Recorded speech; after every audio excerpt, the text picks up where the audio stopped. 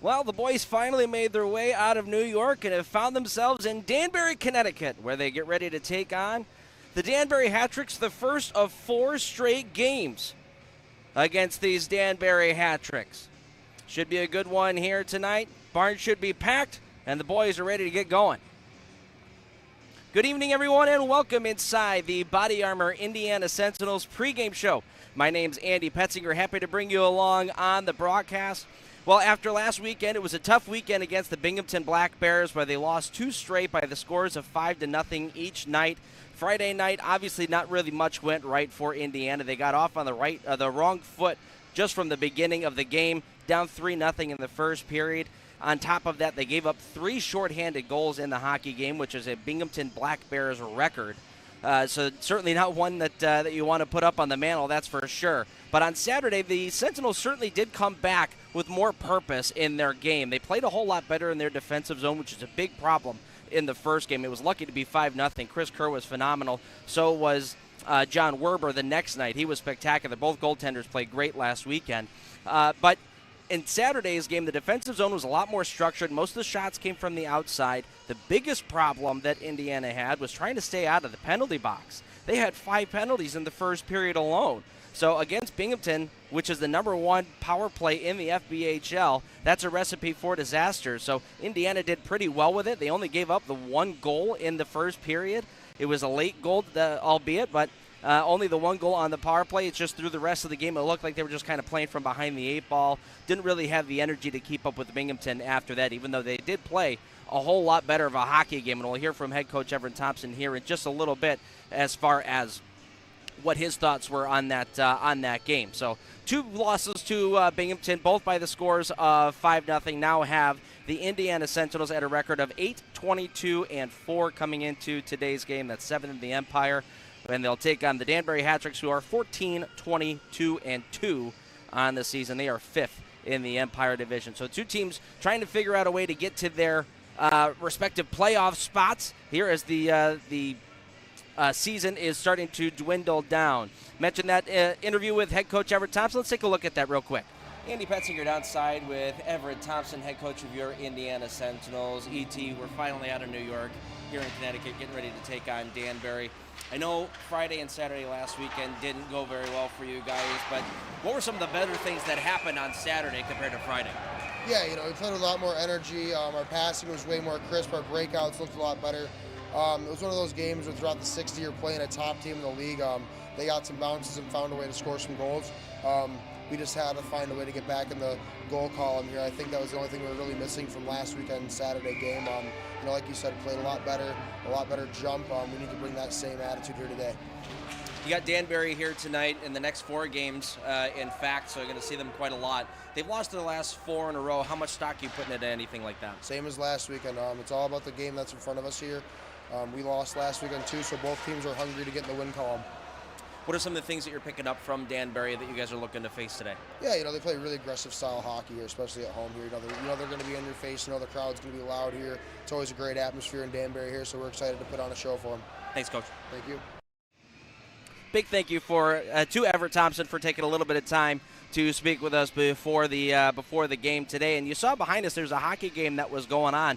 That is the second game that's been played on this ice sheet today. First one was the Danbury Hat-Tricks North American Hockey League team, the Junior Hockey League team. And then that game was an NCAA Division III team. It was West Connecticut playing against, I believe, Middendorf, if I'm not mistaken. But so 2 pretty hard skating hockey games happening before the Sentinels and the Danbury Hat-Tricks. One thing to look at here is the quality of the ice as the game goes along. See how the puck is bouncing. See if it stays flat or not. And it's going to be the same thing again tomorrow. A triple header here at the Danbury Arena. So we'll see how the ice holds up throughout the weekend. Well, Danbury, they've struggled a little bit in their last 4 games. Like I said, they're on a 4-game losing streak, and we've got these guys for the next 4. But that doesn't mean that they've got that they don't have a couple guys on their roster who could certainly light the lamp. And one guy that I think the Sentinels should keep an eye out for here. Pardon me.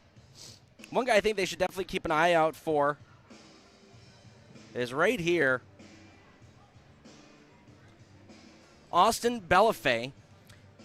He took down the Sentinels, two goals, 1 assist, 3 points in 2 games. Look at that, 10 PIMs as well in those 2 games against the Indiana Sentinels. So certainly something to keep an eye out for if you are Indiana. You don't want a guy like that lighting you up again. And you know you can get under his skin as well. He's got 10 PIMs in those 2 games against Indiana.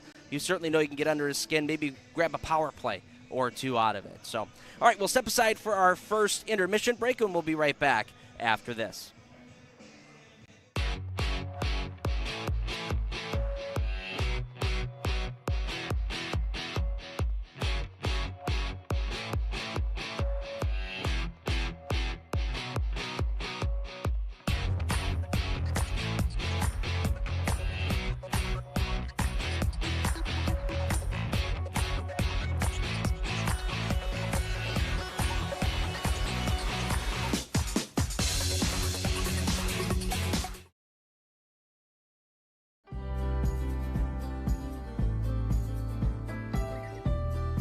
Scott and his entire team, from the most simplistic things to the most complex, are phenomenal.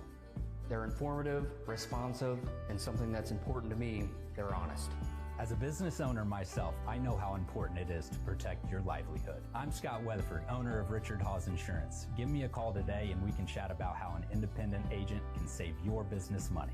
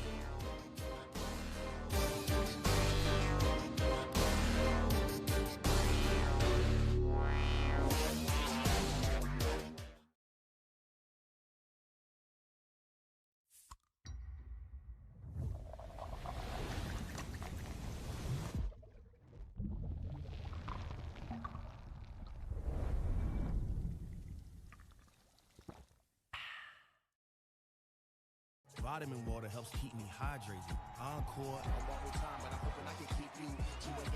After encore. After encore. Next thing you know, it felt just like this. Come on. Vitamin water from New York.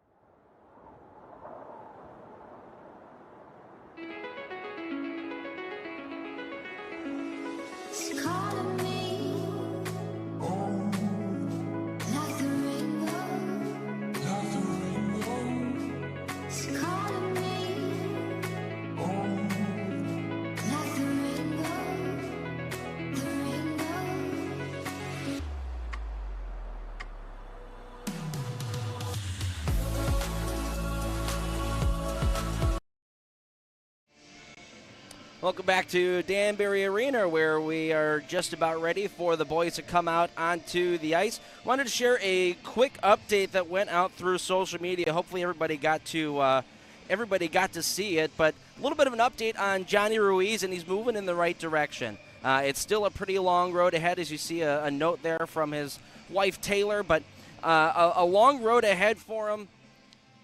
But he's moving in the right direction, which is great news. And down there is that QR code as well. So if you guys are able to still donate, they could certainly use all the help that they could possibly get. Wanted to also take a quick moment, I didn't mention it before, but a big thank you from all of us here at the Indiana Sentinels to, number one, our booster club and our management for helping us out over the past week or so with accommodations and making sure that we're well fed and that we're warm. Boy, it got cold out in New York. I'll tell you what, there was a couple days where it was -2 with a -16 wind chill, so it got pretty brutal. We were very happy to have the lodgings that we had, so big thank you to everybody there, and thank you to also the Binghamton Black Bears and their organization and their booster club. They also went well out of their way to help us out as well, and everybody else who had donated to us, thank you very much for helping out. It certainly lifted our spirits, that's for sure. It made it a very welcoming stay. So let's look at the head-to-head matchup for these two teams.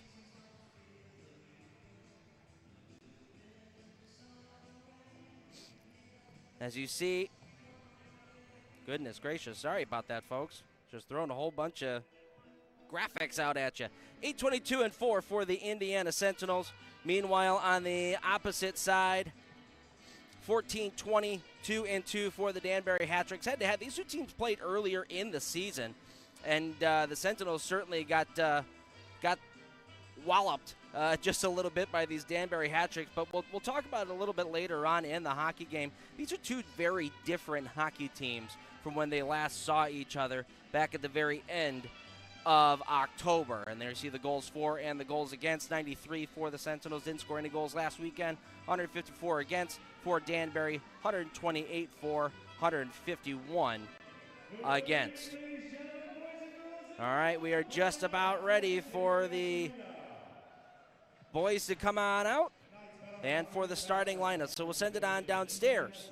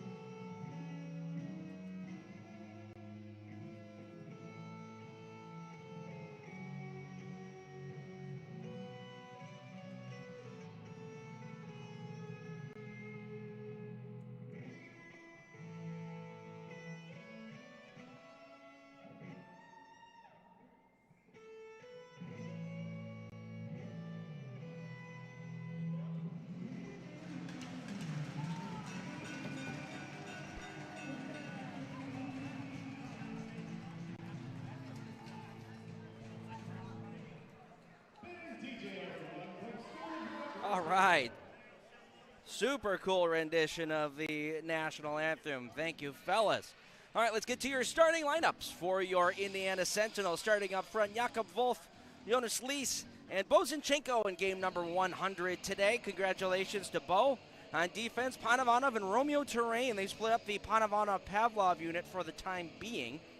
And starting in goal is Chris Kerr in between the pipes. And your goalie matchup, Chris Kerr is going to go up against Kyle Penton of the Danbury Hat-Tricks. Kerr with a 2-3-2 record, 371 goals against and a 900 save percentage. His last game against Binghamton, he made 39 saves on 44 shots. Over on the other side for Penton, he is 6-10-0 on the year with a 359 goals against, 904 save percentage. He also has no shutouts. He's lost his 3 straight games. He's lost his last 3 straight games, pardon me. His last one being a 6-4 loss to Watertown, where he made 37 saves on 43 shots back on the 6th of February. Quick look at my 3 keys to today's game. First and foremost, be physical. Not much physicality in that Binghamton series at all. Need to be physical here. Make sure that Danbury coughs up the puck. Set up shop in the offensive zone as well. Too many times that it's been a one-and-done scenario for Indiana over the last little while. Make sure you get set up, quality over quantity in terms of shots. And then better first passes, especially coming out of your own offensive or your own defensive zone, pardon me. Better out passes need to be on the tape, and they need to be quick. As we are now underway in the Sprague Hotel Developers first period. Inside the Sentinel zone, it's Panavanov. He'll wrap it around the walls, and Chenko there, who missed last game in Binghamton after he had gotten beat up a little bit in that Friday game, went back first into the wall in the first period, and then in the second took a bit of a weird hit to his knee. There's a stop there by Chris Kerr off the shoulder. Now in the corner, picked up by Robinson. Lease able to take that one away, but he's pinned up along the wall. Terrain there trying to pull it out. Finally, it pops free to the opposite side where Jake Peavy will take a look and calm things down a little bit, allow his team to get off on a line change. Just about a minute gone here in period number 1. Long feed up ahead goes off of Caden Fennell. Turnover here ends up going to Belfay. He loses it to Zinchenko, and he'll outlet it out to center ice for Esposito. He stood up just inside the zone by Sosinski, and Fennell will come right back out the other way, dropping it off to Rivers. His back pass was intercepted by Davis. He's got some wheels. Davis, a man falls down. Davis is into the backhand. Oh, rolled off the end of his stick at the very last moment. Wheels there from Jawan Davis, who could turn him on with the best of them. Had the puck roll off the end of his twig at the very last moment. Dalton Anderson gets slammed into the boards there by Mavale. Now around the wall it goes, bounces out towards the front of the net. Told you to keep an eye out for the ice today. There was a couple of bounces right there. Ended up going right to the front of the goal, and Danbury had to be careful to clear that one out. Dylan Infantino will play catch with Pezika. Now Pezika having some trouble with it, coughs it up. Pickford unable to get a shot off, and it ends up bouncing out towards center ice. Long dump into the Sentinels end, wraps around the wall. Picked up there by Kandareka. Long shot from the blue line, ends up going off of Kerr and bouncing out to center ice. Oh, a good play here by Merrick Tortorella. Walking in, he sends it up off the glass, man. He caught Sabonchek sleeping there and threw one up off the glass. Now Pickford. Outlet feed. Finds Kanderka. He'll have to curl back because he didn't have anybody with him. Now Kanderka picks it right back up again after Mazuraichuk takes a big hit. Pops free to Merrick Tortorella. He'll one-hand it up for Jonas Lies. He'll chip and chase after it. Legro trying to pin him up in the corner, but Lies able to come out of there with it. Was caught up in his skates and pulled out of there by Noah Robinson, but Bozinchenko hard on the forecheck. Forces Robinson to turn. Zinchenko takes this puck away. We haven't had a stoppage yet. We're 3 minutes into this hockey game. Zinchenko Lost it along the wall, and Mezarajchuk able to move it out to center ice. Rupsov, his long shot blockered aside by Kerr. The rebound goes into the corner. Turnaround shot there from Mezarajchuk. He whiffed on it, and Zinchenko will flip this one through center ice. Chasing after it, Panovanov pitching up into the play. Knocked off his stick. Austin Pickford there with a sweeping poke check. Held in by the Sentinels. Panovanov sending it down low. Colazzo there, leaving it for Zinchenko. Robinson able to pick his pocket. And Pickford will now move it out to center ice. Chip deep into the Sentinels' end.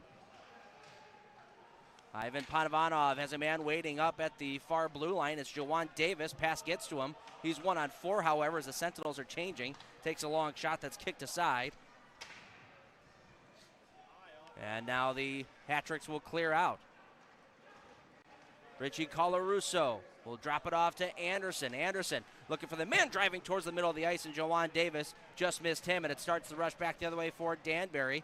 3-on-3 if Colarusso can keep up, and he does. Nice move by Rivers. Draws a penalty, and we'll get our first whistle of the hockey game, and the first penalty is going to end up going to the Indiana Sentinels.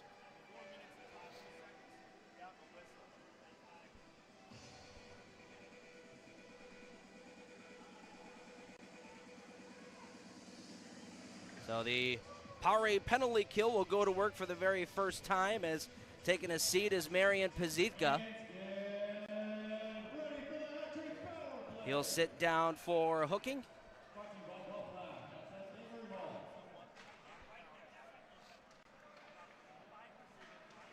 And now comes out to center ice. Breakaway for Bo Zinchenko in game number 100. Zinchenko into the backhand kick save made by Penton. Boy, Zinchenko tried to do the Forsberg, and it nearly worked. Now picked up by Eli Rivers. He'll start out to center ice. The Sentinels penalty kill. 77.9% on the season. Meanwhile, Danbury on the power play at 13.4. They're the very last team in the Empire Division with that 13.4%. They've only scored 23 power play goals all year long and given up on 172 attempts, pardon me. Now here's Max Merrick Tortorella doing some hard work, killing some time up off the clock. Carried in over the line. Kanderka walking toward the middle of the ice, dropping it off. Rivers will send it cross ice to Rupsov. He'll come back up top. Sasinski throwing it down low. Kanderka. Back to Sasinski. He'll spin away from Colazzo. He's got Rupsov there. Decides to hold on to it still. Tries a drag move around Peavy. Ends up finding himself in the corner. Leaves it for Kanderka, who walks in shooting one. Goes off the glass and will wrap around the wall and out to center ice. 40 seconds remain on this Sentinel penalty. Coming out to the blue line. Offside just barely on Danbury. And we will go to a commercial break. We are scoreless here at the Danbury Arena. Sentinels have 32 seconds left to kill off on their penalty.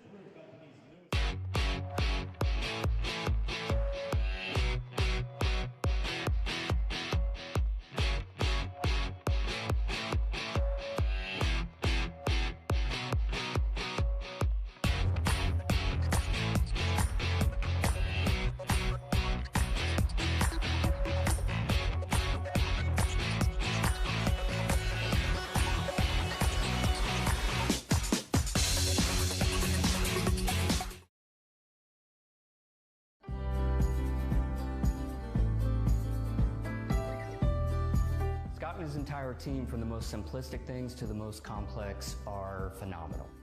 They're informative, responsive, and something that's important to me, they're honest. As a business owner myself, I know how important it is to protect your livelihood. I'm Scott Weatherford, owner of Richard Hawes Insurance. Give me a call today and we can chat about how an independent agent can save your business money.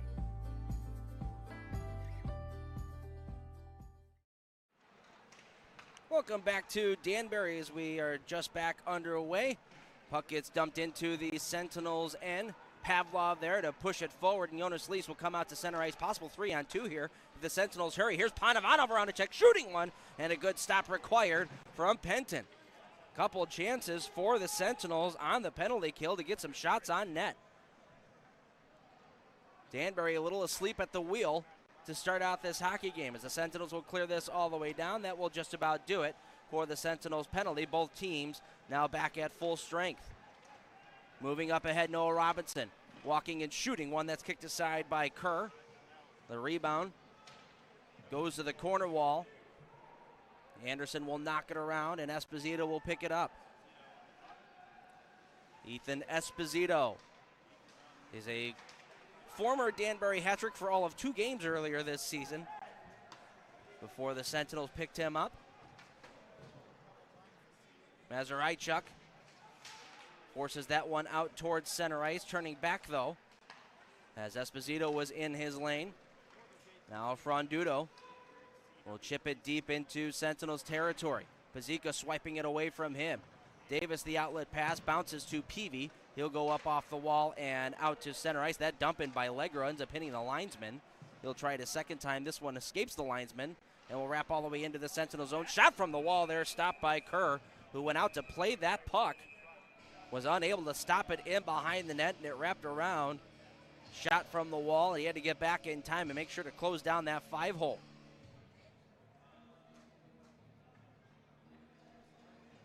.12:36 left to play in period number 1. We stay scoreless. Draw going to the left-hand side of Kerr. Off the face-off, pulled out of there by Mazuraichuk. Couldn't pull the trigger. Comes right back to him in behind, though. They battle for it. Finally, Rubtsov will cycle it down low, but that goes right to the stick of Blake Peavy, pardon me. And now pushed out to center ice by Infantino. Up ahead for Merrick Tortorella. Tortorella walking, wiring one that goes up off the glass, and will wrap around out to center ice for Panavanov to control. Terrain, outlet pass up ahead for Leach, just a little bit out of his reach. Was able to at least get a touch on that. Belfay will throw it across. Drag move from Eli Rivers did not work on Jonas Lees. Ends up in behind the Sentinels net. Pavlov there to pull it free. Got caught up in some snow. Finally an outlet finds Infantino waiting. Tortorella, his snapshot blocked, bounces back to him. He battles with Sasinski. Throws him into the wall, pass out through the slot, ends up finding Pavlov at the point. Pavlov across for Castillo. He had to play that one off the wall and wrap it around. Goes to the opposite side. Nobody home there for Indiana, and Fennell will clear. Just off the bench there is Crom. He gets knocked down to the ice by a back-checking Esposito. Here's Castillo. Outlet pass up ahead for Jawan Davis. He'll redirect it in deep.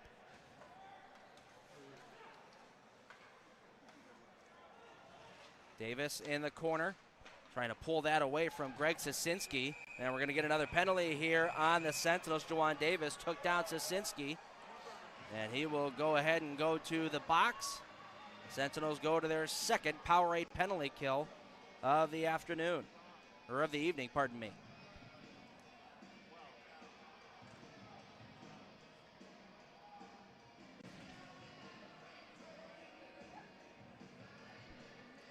Well, that was just simply trying to pick the pocket there, and the stick got caught up in the wrong spot, took his man down, and the Sentinels will find themselves once again on the penalty kill. They'll start out with Lee, Sinchenko, Pazika, and Colarusso. Pazika will send this one out. Jumping after it there is Zinchenko, having to play. Penton will send it out to center ice. Turned over, though, 2-on-1 for Indiana. Pass to Colarusso was blocked off. Good stick there in the lane. Jordan Crom. Now over the line, Rubtsov walking in, wiring one that goes up off the glass. Here's Crom. Sending it to the corner, Kendereka. Long shot from the blue line by Crom. Ended up not going through. Comes back to him at the blue line. They'll go around the horn with it. Rubtsov on the wall looking at his options. Sends it down low, man out in front. They don't get it to him. A shot on net, knocked down by Panavanov, and we're going to end up getting another whistle here. This time, though, it's just the net being knocked off its pegs. So we'll get a whistle.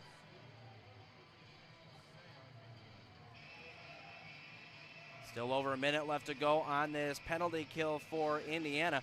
You know, I see the amount of opportunities that the Sentinels are getting shorthanded, and it's very reminiscent, almost scarily, of what happened against Binghamton. There's a shot from the middle of the ice by Kandurka that sails just wide.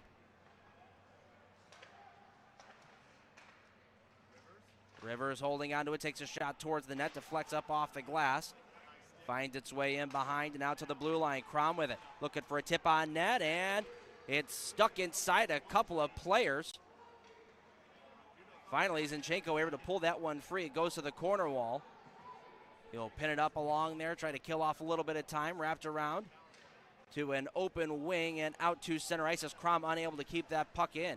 Turned right back up, though, by the hat-tricks and offsides as Kandurka unable to get over the blue line in time. And thankfully, too, because the Sentinels are about to get caught in a line change. We'll step aside. It's still 0-0 here in Danbury. You're watching the Indiana Sentinels on the Sentinels Hockey Network.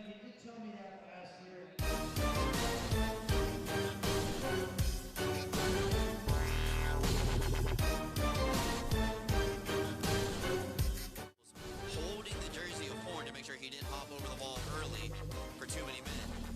Now, what a move. All in alone, delayed penalty. And Zinchenko will score. Puts Indiana on the board. Walked by the Black Bears defense. Sentinels are on the board, 1-2.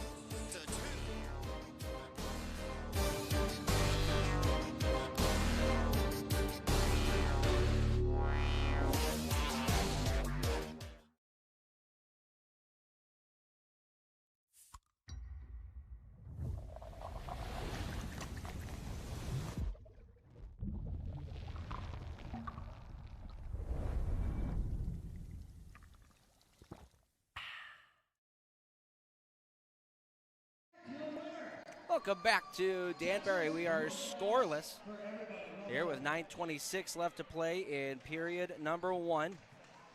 Sentinels on their second penalty kill of the hockey game. They've got under 30 seconds to kill it off. Had a lot of shorthanded opportunities to this point. Unable to put one through goaltender Kyle Penton. And behind his own net, Greg Sasinski will start the rush back the other way. Will battle through the hack and whack of Jakob Wolf. Now a long snapshot from the wall ends up going off of a leg. Robinson will send it down into the corner, wrapped around in behind. There to grab it is Mazuraichuk, as both teams now back at full strength. Here's Robinson shooting one.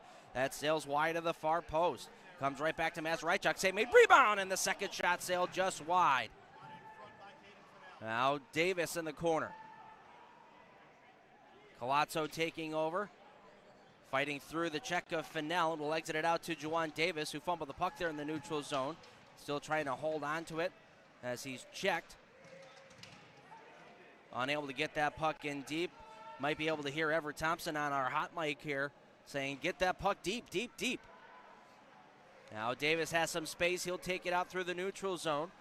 He'll throw it in on net. That goes on goal, and Penton has no choice but to cover that up with both Esposito and Anderson in the area.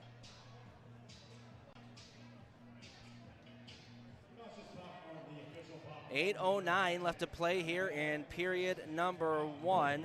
And I mentioned that there's been a pretty big turnover here. Take a look at the current Danbury roster. These are the only guys on the Danbury roster who played in the games earlier this season. That's not many guys still on this roster here today that played in those games back in October. So same as the Indiana Sentinels, this is certainly a different group than we had seen earlier in the season. So it's almost like seeing brand new faces at the beginning of the year again. Here's a long slap shot from the blue line by Terrain. Goes off a leg and bounces out of play. Face-off will stay inside the Danbury zone. Mentioned that this is the first of 4 straight against these Danbury hat-tricks. We've got one tonight and one tomorrow. And then 2 next weekend back home in Indiana, where we are certainly missing our home digs. It's the first time we'll be home since January. A turnaround shot that gets knocked aside. Wolf, the trigger man. Meanwhile, picked up by Pickford. He'll send it on out to center. Mazuraichuk over the blue line. Looking through. Trying to get that pass across. It ended up getting to its intended target. I didn't think it was going to. There was a maze of players there, and it was shoveled just wide. Now Pazika in behind the net. Trying to spin away from his check of Mazuraichuk. Elects to move it to Colarusso. He'll send it up the wall for Wolf. And Wolf will go cross ice to Zinchenko. That pass rolls off the end of his twig and sent right back into Sentinels territory. Pazika will move it around. Infantino had to roll off the end of his stick. Now Mavali takes a check from Peavy in his own end. Hat-trick still control. Chipped up ahead. Picked up by Belfay. His snapshot ends up going off the glass in behind and wraps around the wall. Colazzo will chip at this one and get it out to center ice. 6.5 remaining in period number 1. Belfay will chip this one in. Pazika, first one there. He wraps it around the base of the boards. Infantino waiting. His cross ice pass to Flex. Bounces back into the hands of the Hat-tricks, and they'll dump it in. That one might have hit the referee there in the corner. I was trying to track it going around the wall. Ended up popping out into Sentinel's hands. Now Infantino takes that drop pass from Pavlov. He'll throw it deep. First one to grab it is Austin Pickford. He has to curl back, though, as Esposito sends him hard into the wall. Puck bounces right back to the fallen Pickford. It's underneath him, and we are going to get a hand pass now on Danbury, stopping play. Bit of a strange play there as Esposito was just trying to finish his check on his man. Threw him into the wall. And Pickford played that puck with his hand. He's actually going to end up getting a penalty because of it. So a power play opportunity now coming for the Indiana Sentinels. It's the Richard Hawes Insurance power play.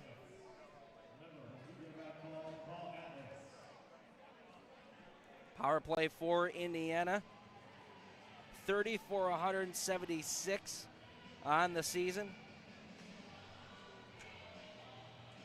Meanwhile, for the Danbury Hat-tricks, 80.8%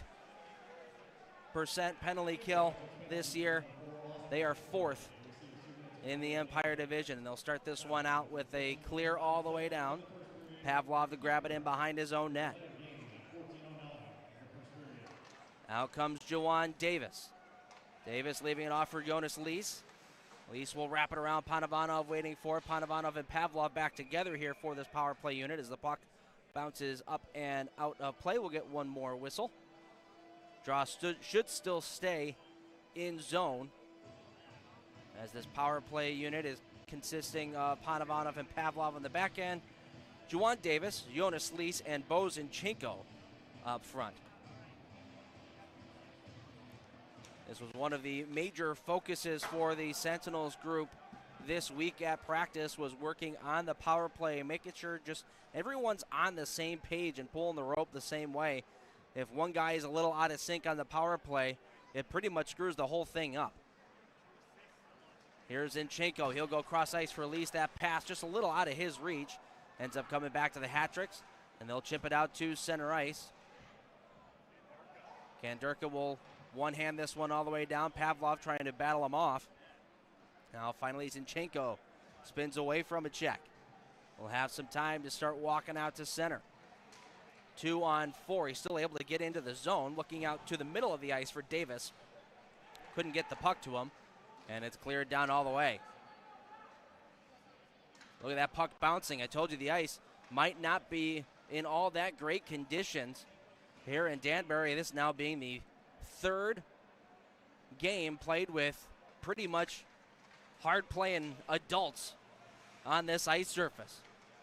Here's Esposito. He'll pull it around to the far side. Send it down low. Wolf had that one explode off of his stick, clearing attempt to flex, and ends up going out of play. And we'll get another whistle. Stays scoreless here in Danbury. Sentinels still have 19 seconds left to go on their power play. Let's see if they can get anything done when we come back. Vitamin water helps keep me hydrated. Encore.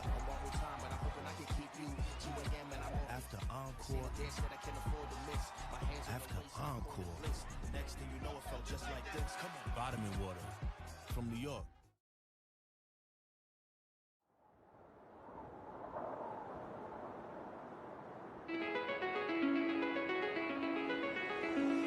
It's calling me, like the rainbow, It's calling me, like the rainbow, the rainbow.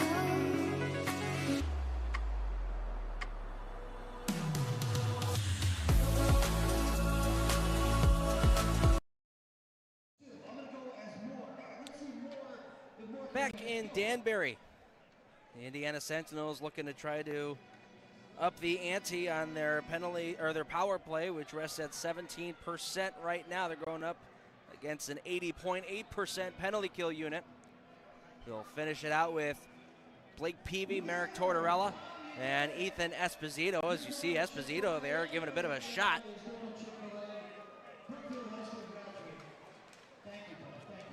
There's a shot from Merrick Tortorella just off the face-off, ends up going off the glove of Penton and out of play. That's Simonchik that Ethan Esposito was going after. Off the draw, one again, back to the blue line. Panovanov plays it to Colarusso. He'll throw one from the blue line. That one gets blockered aside. Esposito tried to forward that one towards the slot. Ended up getting taken away. And these hat tricks will come on out to center ice. Both teams back at full strength. Belfay will wrap it around. Pass bounces around. There's a shot. They score.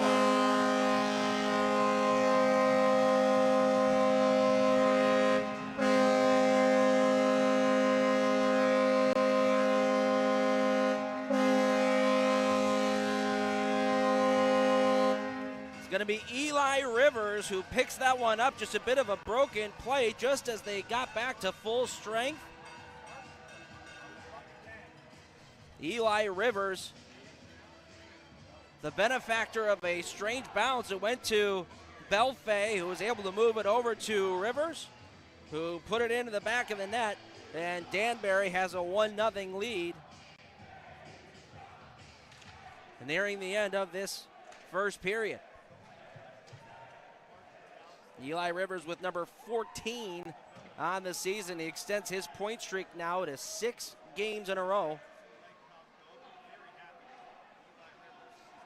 Another turnover here, pass out in front. Fennell couldn't get a shot away, and now it's taken by Jawan Davis. He'll outlet it up for Colazzo. Colazzo throwing it on goal. That one's gobbled up by Penton, and he'll hang on to that.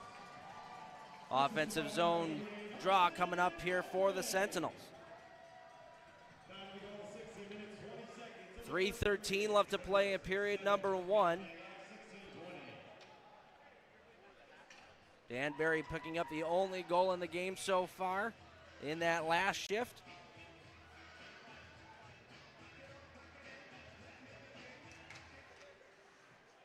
A battle for it off the draw. Finds its way to Sosinski. Trying to protect that puck away from both Zinchenko and Lees. Did a nice job doing so, and will outlet it out to Josh Newberg. Newberg dumps it in. Kerr knocks it aside for Panovanov as Newberg and Esposito end up colliding. They've got some words for one another. Terrain braces for a check by Crom. Now comes back to Terrain. He'll send it around the wall for Ethan Esposito. Esposito and Simonchik go shoulder to shoulder. His pass comes out in front. Kerr will get a glove on it and hang on. Well, the Sentinels now approaching 7 straight periods without finding a way to hit the puck in the back of the net. Have had a couple of opportunities today. Most of them, actually, the better chances have been the shorthanded opportunities for the Sentinels today. We'll see if they can build on that and realize that they've got some chances here. Oh, Infantino with that long outlet pass had that one just a little bit too tight. Couldn't corral the puck. Now long feed up ahead finds Mazuraichuk. His shot, that's shouldered down by Kerr. Might have caught that one in between the eyes. Now Pazika will bounce it up ahead. Peavy around to check, waiting for his team to get back on side. Will drop it off for Infantino. He'll shoot one on goal. That's stopped by Penton as he pins that one to his chest. Sentinels must have seen something in game film as they've had a guy who has been waiting at the blue line a couple of times in this first period trying to get that breakaway pass. We'll see if Danbury ends up switching up their game plan a little bit and trying to cover that guy, because the Sentinels are happy. If they've got possession, they'll float that guy out in the neutral zone and try to get a breakaway goal. Face-off win, Castillo. We'll wrap it around in behind Zinchenko. Couldn't get the puck towards the front of the net. Now Lease has it swiped away, and out to center ice, it's Fennell. Fennell trying to finesse his way in over the line. A backhand pass was intercepted by Pavlov, and he'll start the rush back for Indiana. Zinchenko will throw across ice. Shot there from Wolf, gets knocked aside. Zinchenko trying to kick it from skate to stick. Gets thrown into the wall. Now Wolf trying to pull it free. Ends up going to Belfay. And now Sisinski will start to the neutral zone. Good step up there by Pavlov. Knocked it off his stick. Anderson will come right back. Zinchenko kind of heels that one to the wall. And Anderson, his shot ends up wrapping around and out to center ice as we approach the final minute of play here in period number 1. Simonchik will throw it all the way down. Kerr there to play it. Panavanov from in behind his own goal.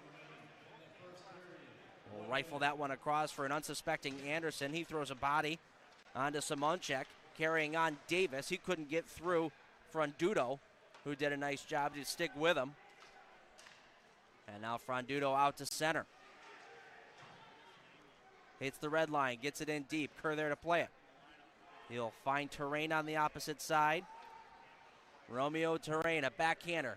Bounces in on goal. Very safe with that, Kyle Penton. Able to field it and hang on. Just about 31 seconds left to go here in period number 1.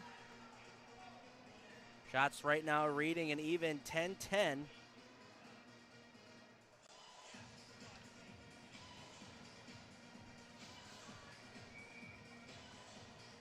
Face off to the left-hand side of Penton.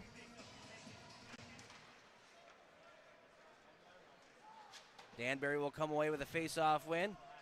Chip it out through center ice and back into Sentinel territory where Rubtsov. Colarusso able to get in his way. Now chipped up ahead, 15 seconds on the clock. Tortorella at the blue line will throw this one in. Kicked aside by Penton. Pickford there to grab it in the corner. Trying to pin that one up along the wall, could not do so. Pavlov at the blue line, moves it to Colazzo. Shot on net, gets knocked aside by Penton at the very last moment, and the period will come to a close. So the only tally on the board going to the Danbury hat tricks. Danbury scored with 3:40 left to go on the clock on a bit of a broken play. Turnover inside the Indiana zone. Puck was bouncing around in the slot there for a little bit. And Belfay was able to find Eli Rivers, who had a wide open net to power it home. Gets his 14th goal of the year and extends his point streak to 6 games. Shots after period number 1 are 11-10 in favor of the Sentinels. So getting the shots on net, just unable to find the back of the goal at this point. You've almost kind of got the feeling that once the Sentinels are able to get one on the board, it's going to open up the floodgates just a little bit. And we'll hope that it does. Let's step aside for our intermission break and be right back with the look around the league right after this. You're watching the Indiana Sentinels on the Sentinels Hockey Network.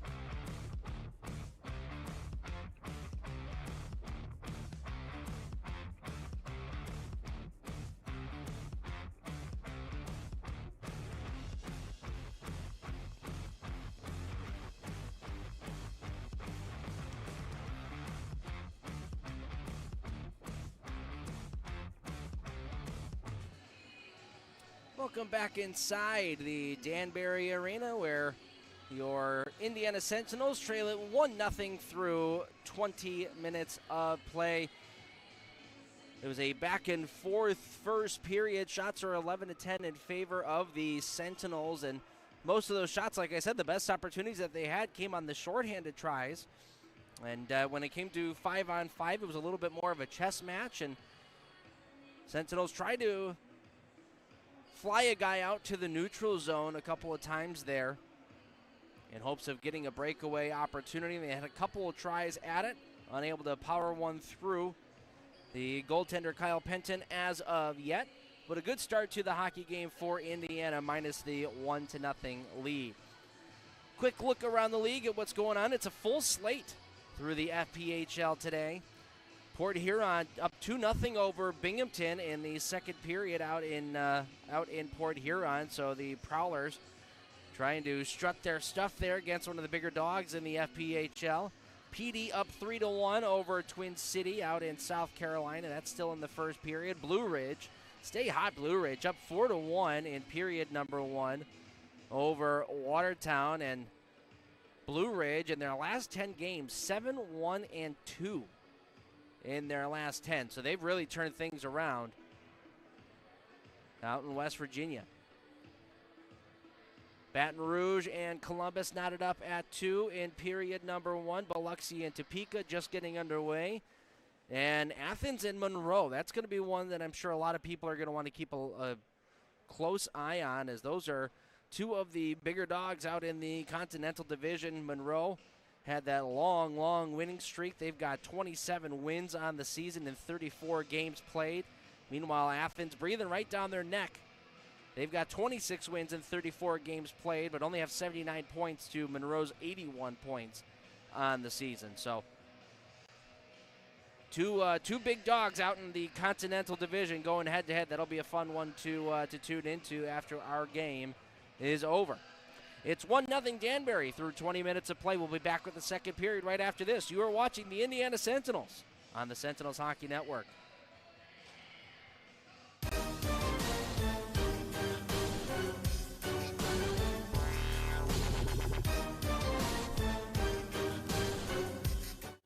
Holding the jersey of Horn to make sure he didn't hop over the wall early for too many men. Now, what a move. All in alone, delayed penalty. Zinchenko will score. Puts Indiana on the board. Walked by the Black Bears defense. Sentinels are on the board. 1-2.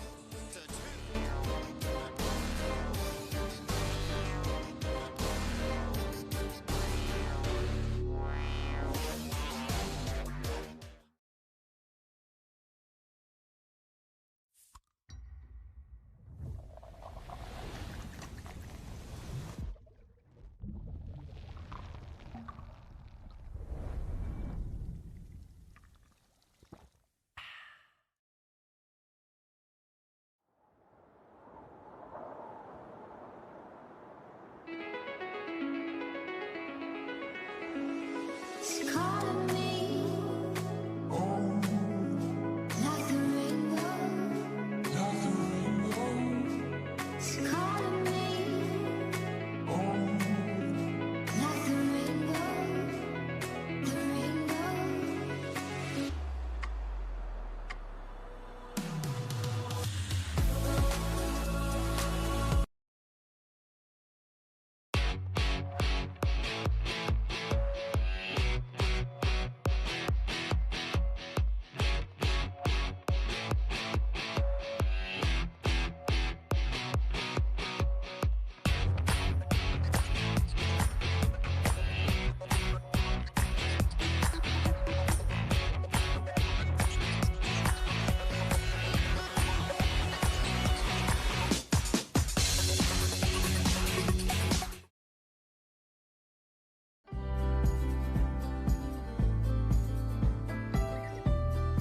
Scott and his entire team, from the most simplistic things to the most complex, are phenomenal.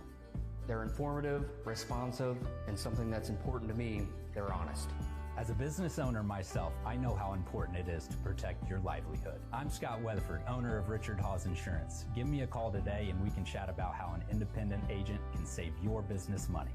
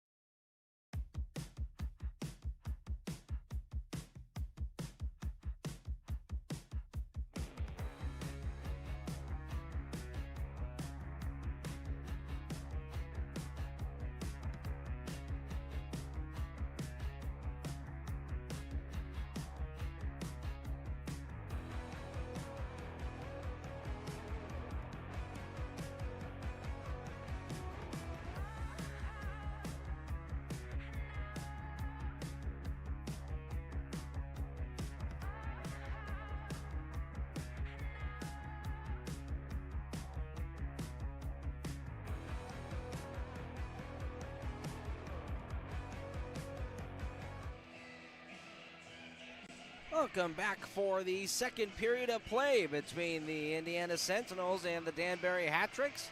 Andy Petzinger here at the Danbury Arena.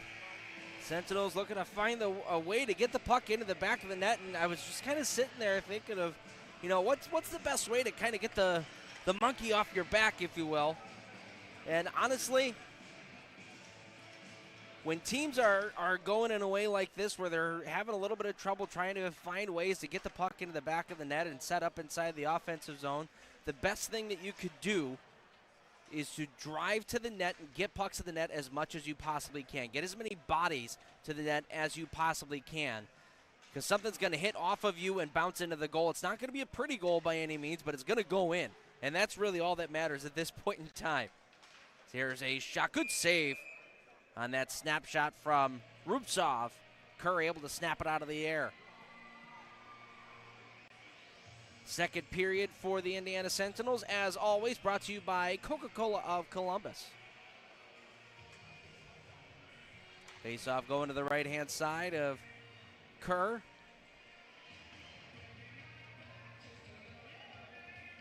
Chris Kerr in his 8th start of the season tonight. Pazika will send this one out to center. Infantino trying to move it to the middle of the ice. Whiffed on it, comes right back to him though in the neutral zone. He'll backhand it in deep as he had to wait for Merrick Tortorella to get back on side.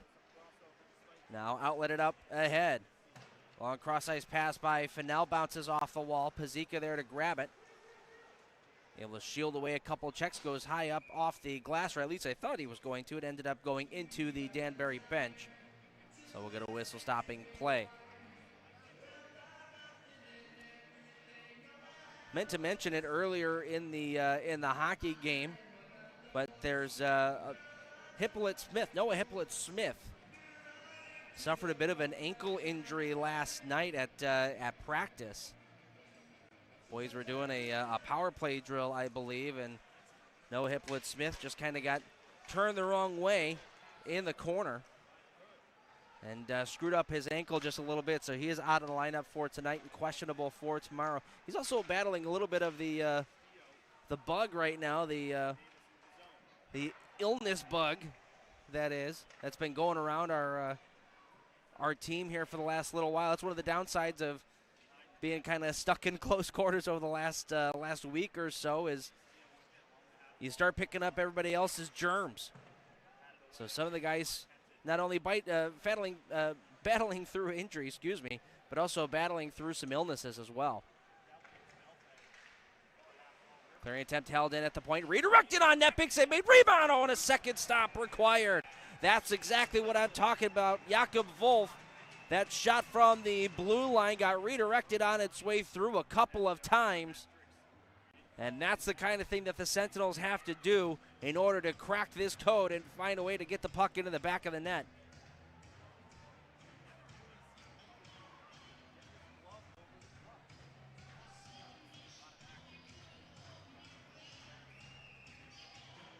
Love that move from Jakob Wolf. Saw the had a body there, was able to get the redirect, and a second, maybe even a third opportunity as well out in front. Sentinels just unable to cash. Let's see if they can grab some momentum here as they've now got the Jonas Lease line out there with Wolf and Zinchenko. Off the face-off, Zinchenko will send it to the wall. Throw a slap shot on that. That's knocked aside. Rebound goes to the side of the goal, and Lease unable to power that one home. Rebound. Cleared out to center ice. Kanderka throwing it to the net. That's intercepted by Panavanov. Now they battle for it along the wall. Pulled free by Crom. Couldn't get a shot on goal, and Terrain will grab it and try to spin away from Crom in behind his own net. He'll find Zinchenko open on that far side. Panavanov trying to set up the breakout. That's exactly what he'll do. And the boys get into motion. Zinchenko will throw it across to Wolf. He hits the red line. Will wrap it in. There to pick it up is Peavy on the opposite side. Bounces off of his stick, and Mavali, his clearing attempt, unable to get past Merrick Tortorella. Knocked it down out of midair. Pass to the middle of the ice. Infantino had that at his feet. Couldn't kick it to his stick. Picked up by Rubtsov, and he'll clear it the length of the ice. Richie Colarusso will bank it off the wall. Rubtsov unable to get that on net. Comes back to Colarusso, and he comes back the other way. Richie Colarusso pulling up, throwing it on goal. That one's knocked aside by Penton. Rebound picked up there by Tukane. And an outlet pass was at the feet of Robinson. Couldn't really corral that, and it comes right back to the Sentinels. Infantino cutting to the middle of the ice and firing one that gets blocked. And a possible 2-on-1 for the Hat-Tricks back the other direction. Mazuraichuk's wrist shot. That's kicked aside by Kerr.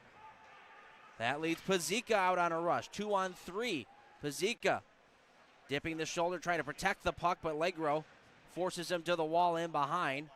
Pops free, and finally cleared out to center ice by the Hat-Tricks. Pavlov knocks a puck away, comes right back to Belfay. His bad angle shot stopped by Kerr. The rebound, they score!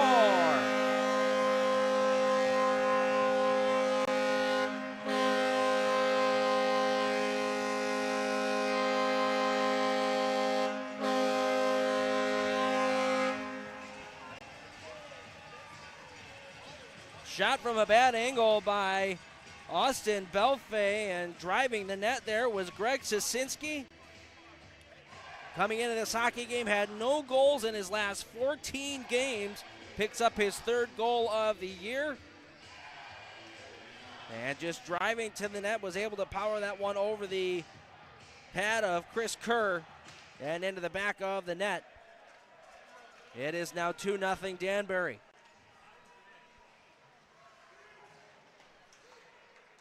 Zinchenko for the Sentinels, looking to get that one back.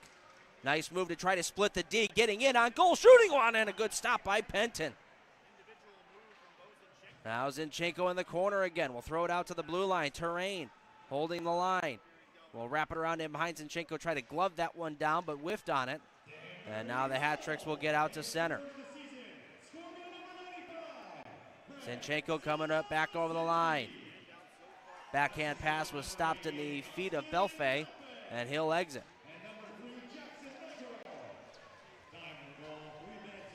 Belfay and Legro on the assist of that last Danbury goal.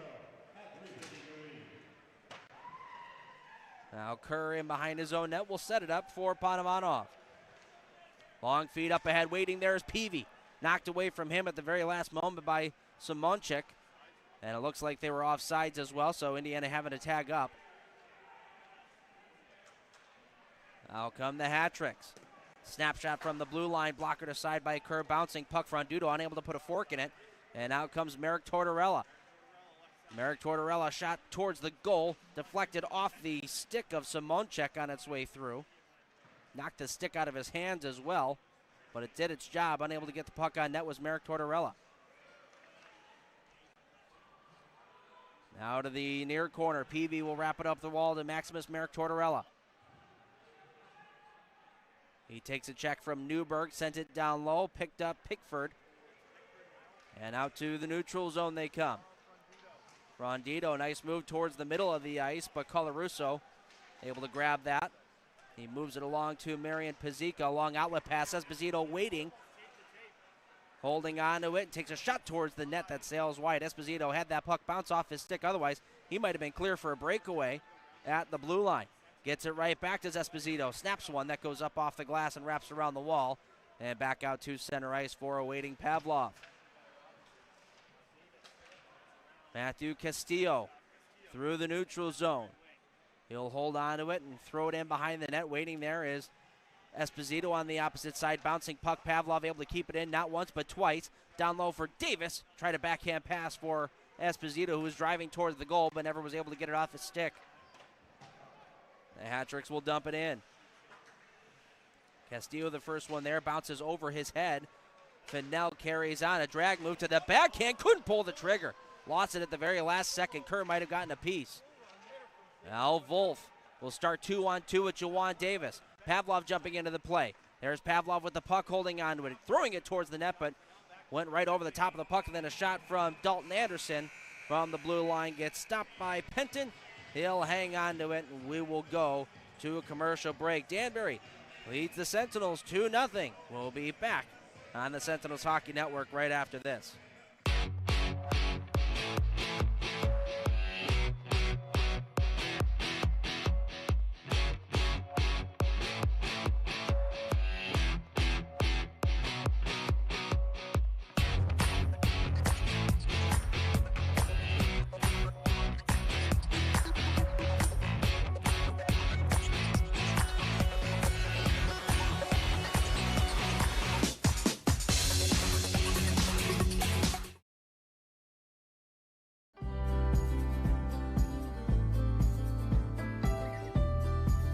Scott and his entire team, from the most simplistic things to the most complex, are phenomenal. They're informative, responsive, and something that's important to me, they're honest.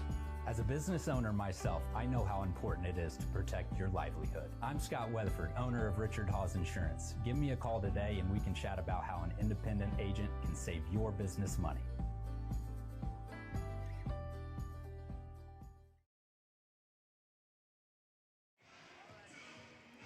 They're doing the YMCA here at the Danbury Arena.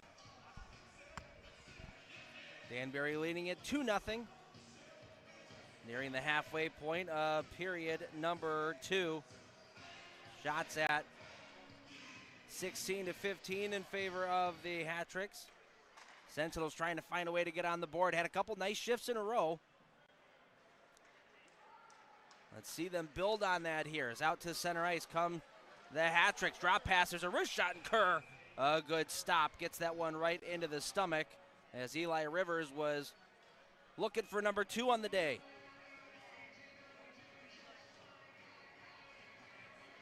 That play all happens because of the hard work by Caden Fennell through the neutral zone. Was able to stick handle around a couple of checks, draw a couple of Sentinels to him. Saw that he had Rivers wide open. Was able to find him with a soft little pass and get it onto his stick. This one comes right back to Kerr, and he decides he'd rather be careful with that than play it along, so we'll get another whistle inside the Sentinels' end. Going to stay to the right-hand side of Kerr. Lease on the draw against Noah Robinson. Robinson will win this one back for Pickford. One-timer on the D-to-D pass. Gets blocked on the way through. Pazika getting in the lane. And Zinchenko will come out to center. Gets the return pass. Zinchenko throwing it towards the net. That gets blocked on its way through. Bouncing puck goes to the side of the goal and picked up by Penton. As a couple players get sent to the deck, and Lease. And I'm trying to see who that other player is. Looks like it's going to be Noah Robinson. Robinson's actually going to get the gate here.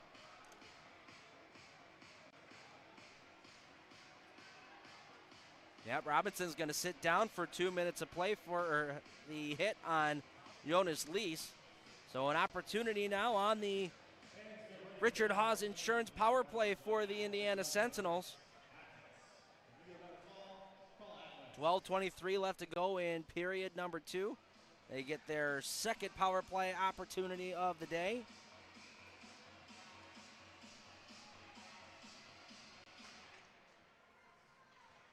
And off the face-off, the Hat-Tricks will chip it out through center ice and back into Sentinel territory. Max Merrick Tortorella will set it back up.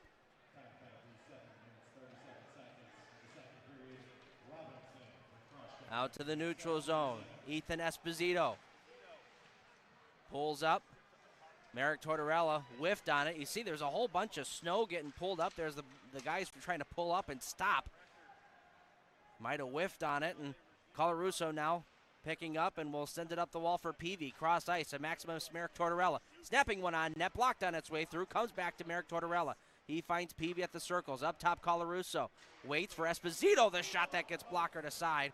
Maybe even off the post. Now back to Esposito. Holding onto it, spinning away from a check, throwing it back to the blue line, and Colarusso has to sail back to grab that one. Merrick Tortorella will find Jonas Lease over the line. A minute already gone on this power play. Lease holding onto it, trying to throw it to the middle of the ice. Taken away by Danbury and sent the length of the ice. Both teams finishing up some line changes.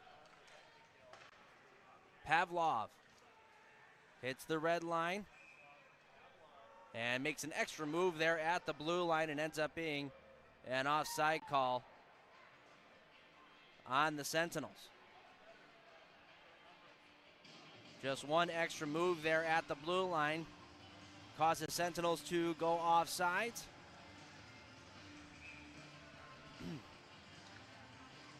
Lee Zinchenko and Jawan Davis, the forward unit here. Panovanov and Pavlov on the back end as there's a block shot. Zinchenko will start the rush back the other way, 3-on-3. Zinchenko leaving it off for Jawan Davis. His back pass for Lease. Lease wasn't expecting it.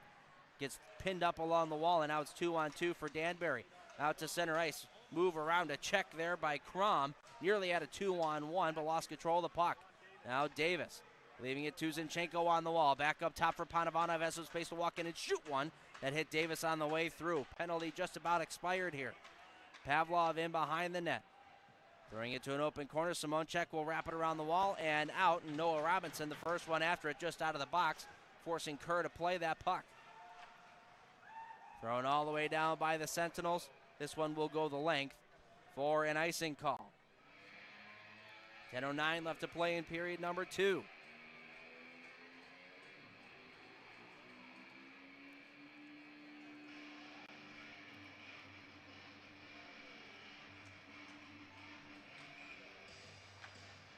Sentinels out shooting Danbury to this stage. Pavlov has it in behind his own goal. Will wrap it around the wall to Colarusso. Pickford there to knock it away from him. Clearing attempt. Skips out to center ice. Noah Robinson lost his stick. Either lost it or broke it. Was looking for a new one from the bench, and now offsides are Indiana as that puck was bouncing up into the air. Unable to settle that one down, and they were offsides. We'll step aside for another commercial break and be back right after this. It's 2-0 Danbury. You're watching the Indiana Sentinels on the Sentinels Hockey Network.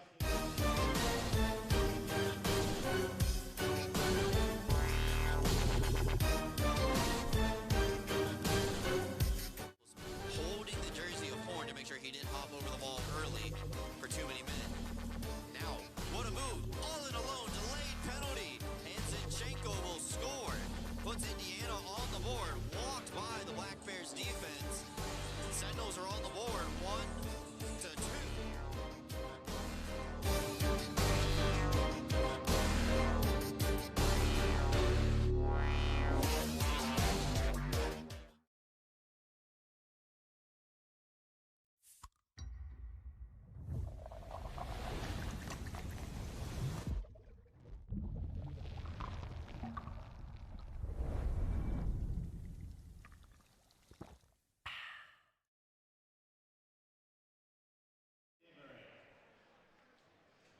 Back in Danbury, under 10 minutes left to play here in period number 2. Sentinels unable to cash in on that power play opportunity, but have started generating more chances and got even closer on that power play. Ethan Esposito ringing one off the pipe. A long outlet pass here from Danbury, deflects off of Rubtsov and goes in deep. Colarusso bracing for the check of Robinson. Pazika there to help out. He'll backhand it around the wall. There's Dylan Infantino. He'll throw it right back to Pazika in his own end, who's got some space. He'll bank it off the base of the wall. Just a little out of the reach of Esposito, who went sliding to try to knock that one away. Now a long pass up ahead for Infantino. Unable to settle it down. Now he finally does. Has Esposito going in net. The pass deflects off of a leg and up into the near wall. Cleared out by Danbury. Eli Rivers chipping it up ahead. Pass in the middle of the ice for Fennell was blocked, and Panovanov starting the rush back the other way. Infantino, the long dumping cross ice. Lee's chasing after it. Throws his man into the wall. Wolf trying to pull it free. Will go back to the blue line for Terrain. Bounces off his stick and out to center. Terrain plays catch with Panovanov. Lee's trying to bat that one up ahead for Wolf, but it's intercepted by Fennell, who comes back in over the line. Fennell pulling up, looking in front. That one just over the stick of Belfay. Now Belfay at the bottom of the circle to the slot. First shot by Fennell gets blocked by Lees, kicked out to the blue line where Belfay keeps it alive. Fennell dropping it off. Two bodies collide there. Pickford taking a hit from Wolf. Now a snapshot from the wall was whiffed on by Fennell and Lees. His first attempt gets blocked. Second try by Terrain ends up going out through center ice and back into Danbury territory. Not far enough for an icing though, so both teams finishing up their line changes. 18-16 are the shots in favor of Indiana. As things have opened up here just a little bit in the second period as Danbury holding onto it. He'll wrap it around the glass and behind to the opposite side. Newberg chasing after it. Can't get it past Castillo. Now four-man scrum ensues in the far corner. Anderson has it caught in his skates. Kicks it free. Castillo outlets to Max Merrick Tortorella. Can't clear. Turned over. Danbury walking to the net. Shooting one. Save made by Kerr, but he's going to draw a penalty. It's going to be another penalty on the Sentinels. This one a hooking call. And one that needed to happen after a turnover at the blue line. Castillo needed to get his stick up into the gut of Danbury in order to impede that shot.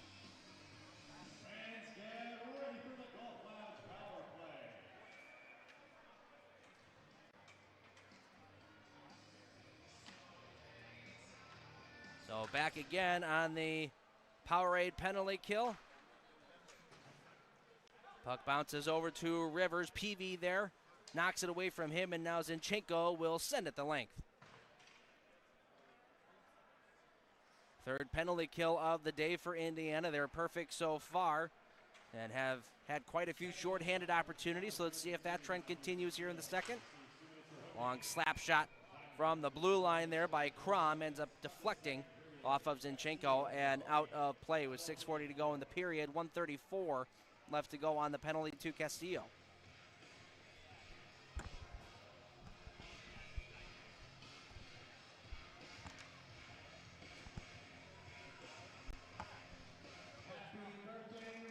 Off the face-off, sent out to the blue line. Danbury controlling. To the corner goes. Kondurka. Now out to the point. Crom finds Rivers on the near wall. Back up top for Crom. He'll send one on goal. Kerr, a good stop. He had Frandudo right in front of him, in front of the net, and was able to battle through that screen and grab that one out of the air and make the stop and give up no rebound. And most importantly, allow his team a line change. Colazzo and Merrick Tortorella out there up front for Indiana. Pazika and Colarusso on the backside. Colazzo on the face-off win. Colarusso will send it out. That one actually goes out into the Danbury bench. So we'll get a whistle, and the face-off will actually stay inside the Sentinel zone since they sent it straight out of play. Colarusso trying to say that that went off of one of the Danbury players. No dice, though.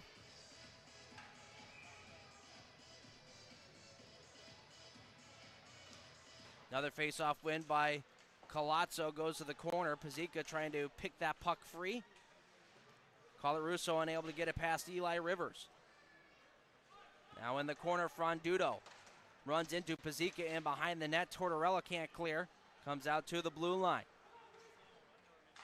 Crom will go to Rivers on the near side. His shot on goal comes right out in front. Kerr able to make the first stop, and the second try goes in behind Kerr. But there to grab it, both Pazika and Merrick Tortorella able to get their stick there and make sure that doesn't get any closer to the goal line than it needs to. Good heads-up play by both of the Sentinel players there.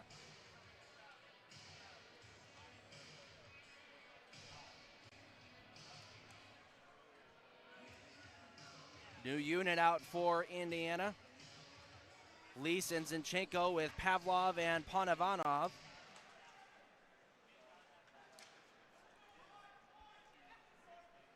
Off the draw, Mazuraichuk will throw it down low. Belfay. His cross-ice pass flex off of a leg, picked up by Robinson. Bounce off the wall, Mazuraichuk on the near side. Comes up top with it. He plays catch with Sisinski, throws it down low. Backhand pass by Belfay was intercepted, picked up by Indiana, and cleared through the neutral zone. Bouncing puck, Zinchenko, another breakaway. Zinchenko, game 100, can't get that one through the 5-hole. Big save there by Penton. Boy, would that have been a nice treat for Bo Zinchenko in his 100th hockey game. 2 breakaways for him today, unable to power it through as both teams now back at full strength. So another Short-handed opportunity for Indiana. And they are unable to cash in on as that long dump in gets gloved down by Kerr. We'll get a whistle stopping play. Under 5 left to go here in period number 2. Indiana trailing it by 2, but the chances keep on coming. Vitamin water helps keep me hydrated. Encore. After encore. After encore. Next thing you know, it felt just like this. Come on. Vitamin water from New York.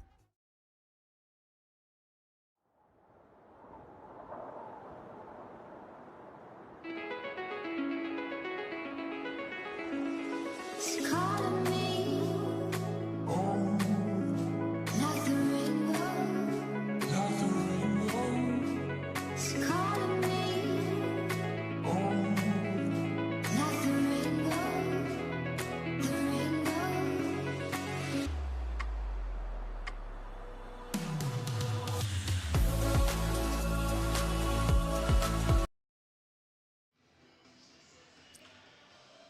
Back in Danbury, Patrick's lead it 2-0 here with 4:49 left to play in period number 2. Face-off will start out in the Sentinels zone. Off the tie-up on the draw, Nurburg throwing it out to the blue line, but Esposito was escaping out to center ice, so Allegro had no choice but to jump back to the neutral zone, and now Danbury is offsides. So we'll get a whistle stopping play.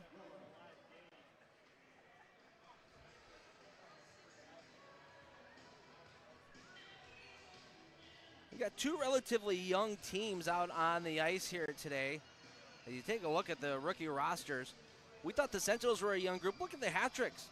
12 rookies on their team, 44 goals, 77 assists, 121 points, and 221 games played on their roster right now. So a lot of young guns on both sides of the token.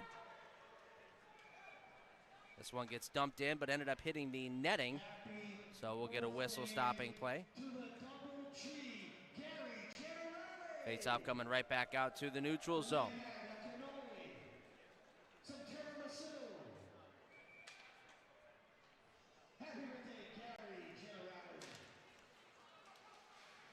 Off the face-off, they battle for it. Pops free for Panavanov. He's got some space. He'll hit the red line and dump it in deep. Wrapped up the wall, Demare.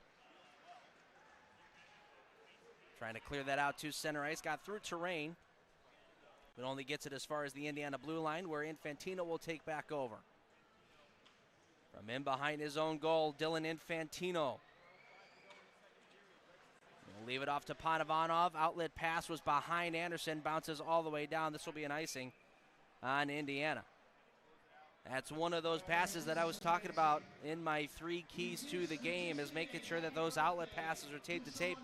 That's a long, probably 100-foot pass right there from Ivan Panavanov to Dalton Anderson, who's waiting out in the neutral zone, and that's a one-on-one if it's on the tape. But unfortunately, it was just behind Dalton Anderson. So if the Sentinels can bear down a little bit on those types of plays, they're going to get a lot more chances going back the other direction. There's Simonchek throwing it out to center ice. Up ahead, Rupsov. His wrist shot knocked aside by Kerr. Rupsov again from the wall. Kerr able to glove that one down and hang on to it.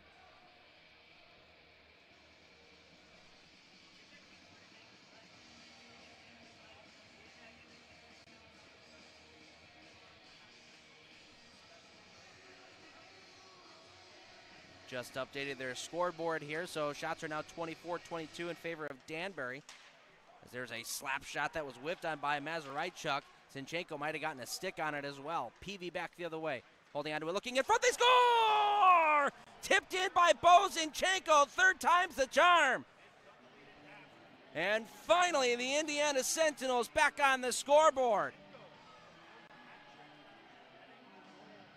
Bo Zinchenko, the former hat trick, gets number 12 on the season. His 5th in total against the Danbury hat tricks. And boy, does that feel good for the Indiana Sentinels.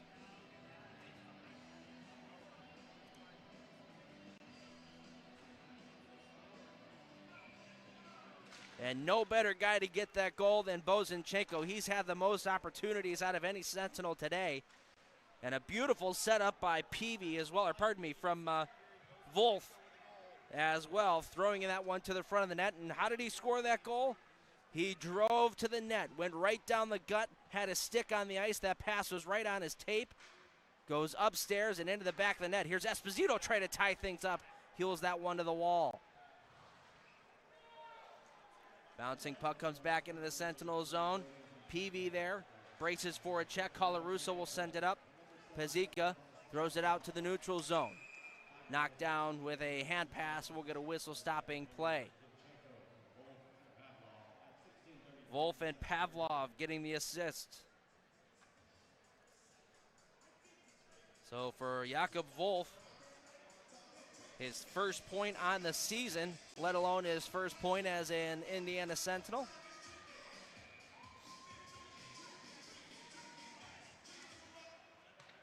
And the Indiana Sentinels now playing with a little bit of a weight off of their shoulders, but they still got a small hill to climb here, a 1-goal deficit. Backhanded out to the neutral zone, taken on by Jackson Legro. He'll dump it in. Kerr settles it for Panovanov. Wolf has Zinchenko out at the neutral zone. There he is, comes back to Wolf. Lease going right down the gut. Wolf holding up at the blue line. We'll find Panovanov on the near side. He'll one-hand it down low. Puck pops free back to Wolf. He'll come up top for Panovanov. A snapshot towards the net, blocked. Going down to one leg there, Zach Demary, and he's feeling the after effects of it. Took that one right on the ankle. Puck redirected in by Zinchenko, up and out of play. And we'll get another whistle here with 2:02 on the clock.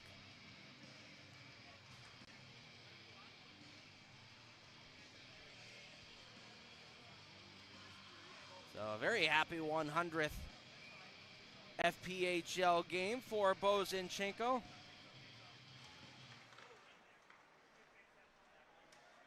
And he was visibly frustrated after that last shorthanded breakaway chance that he was stopped on.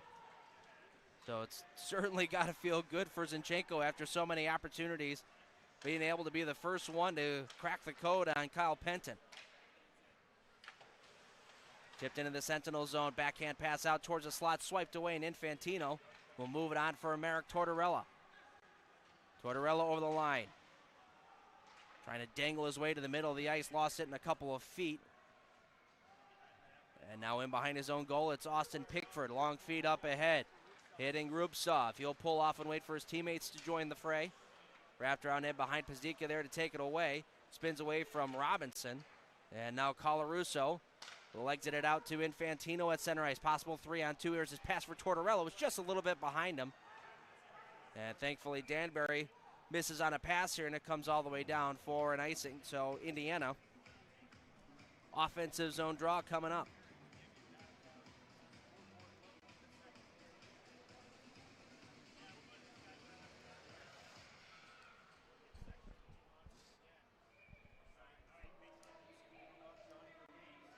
Face off to the left-hand side of goaltender Kyle Penton.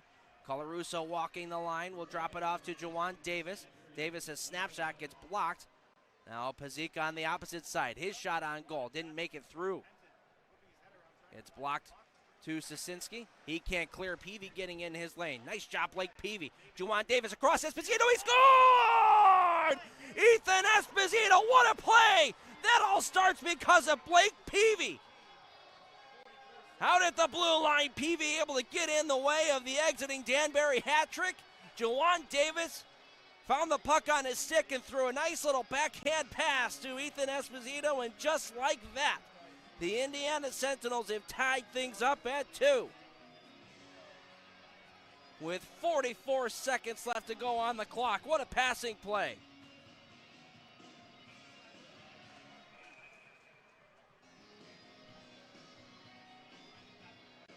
Ethan Esposito with goal number 9 on the season.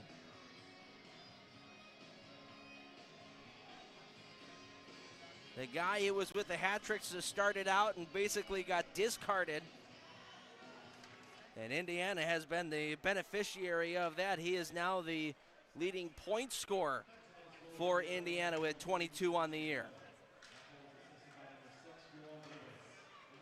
Out in the neutral zone, taken on by Rivers. He'll throw it to Fennell on the opposite side. He takes a hard hit there by Panavanov, and Zinchenko will start out to the neutral zone. Jakub Wolf back to Zinchenko. His backhand pass, nobody home. Panavanov on the opposite side, looking for Zinchenko backdoor, who was wide open, but the pass was too hot for him to handle. Havlov will go off the wall and out to the neutral zone. Bouncing puck comes to Fennell. He'll move it along, and that is how the period will end. So Indiana, who as of late has given up late goals in periods, have now gotten 2 late ones of their own here in the second and have tied this game up at 2. Your scoring recap of the second period. It started out with Danbury getting on the board first with 16:07 left to play in the period. Greg Sosinski and a nice pass, or a nice play, I should say, by Austin Belfay.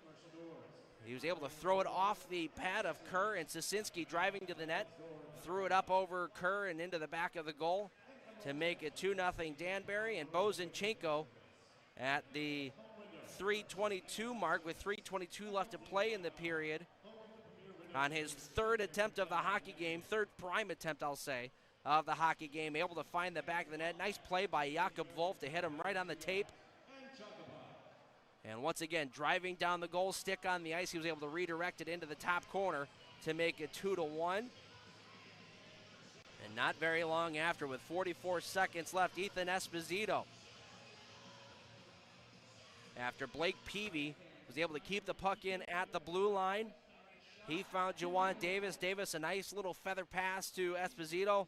He wired one upstairs to make it 2-2, and that is where we stay through 40 minutes of play. And we'll step aside for the intermission break and be back with your look around the league right after this. You're watching the Indiana Sentinels on the Sentinels Hockey Network.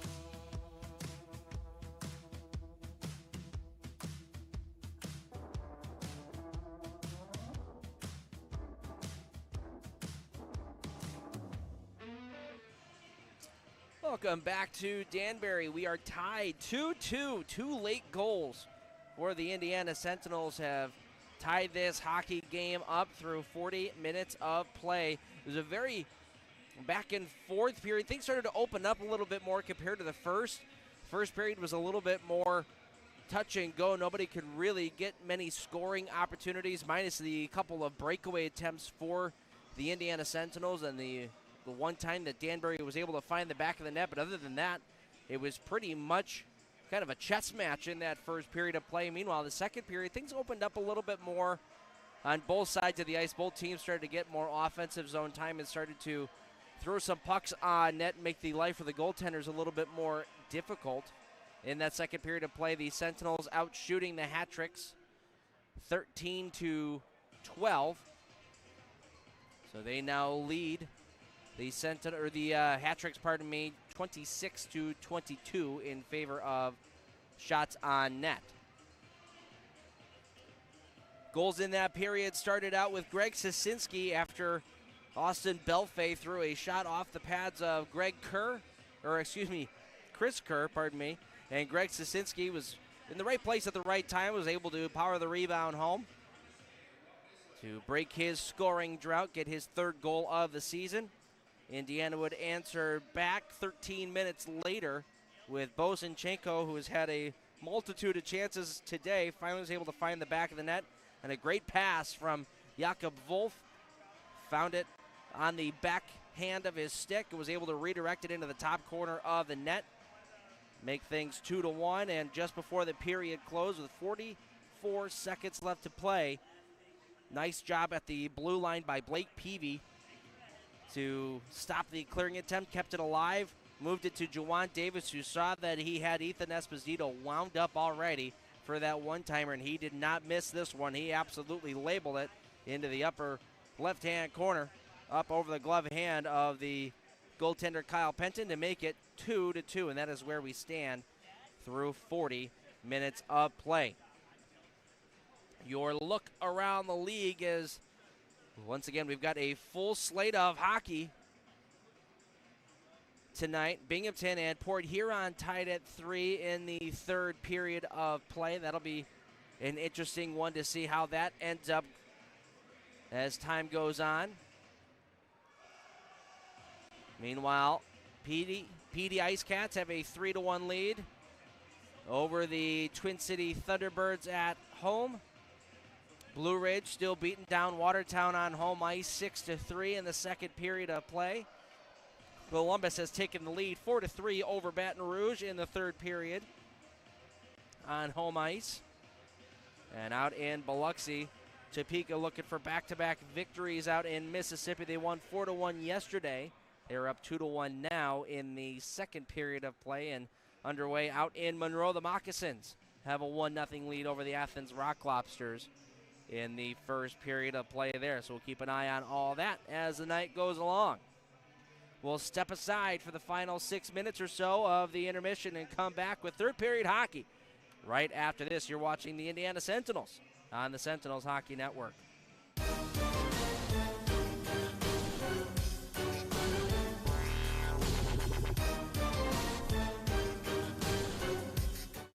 Holding the jersey of Horn to make sure he didn't hop over the ball early for too many men. Now, what a move. All in alone, delayed penalty. And Zinchenko will score. Puts Indiana on the board. Walked by the Black Bears defense. Sentinels are on the board. 1-2.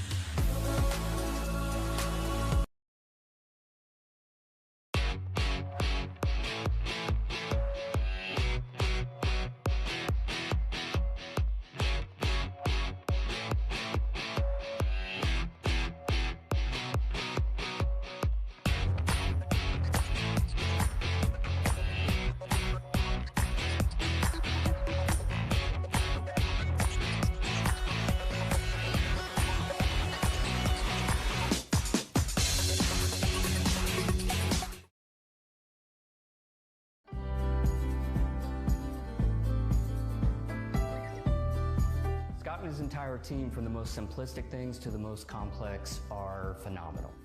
They're informative, responsive, and something that's important to me, they're honest. As a business owner myself, I know how important it is to protect your livelihood. I'm Scott Weatherford, owner of Richard Hawes Insurance. Give me a call today and we can chat about how an independent agent can save your business money.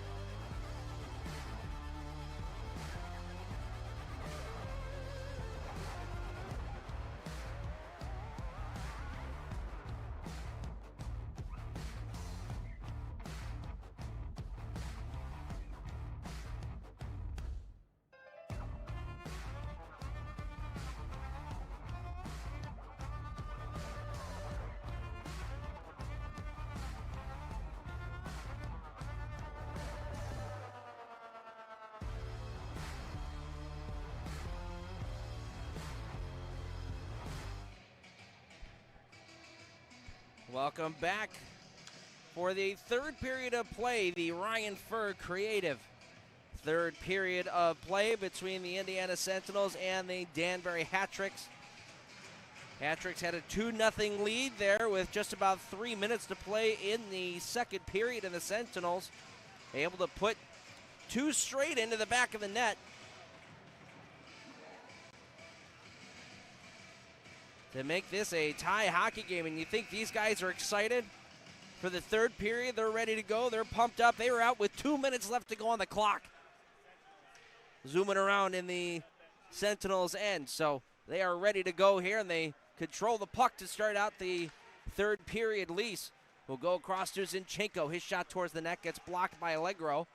And up ahead it comes. Here comes Mazuraichuk. His pass across. Good save there. Rubtsov let a good shot go, and Kerr able to get the left pad on it. Cleared out to the neutral zone. Picked up by Jackson Allegro. His dumping attempt ended up hitting Tortorella and hits into the Indiana bench. We'll get a whistle stopping play. Just 35 seconds into the period.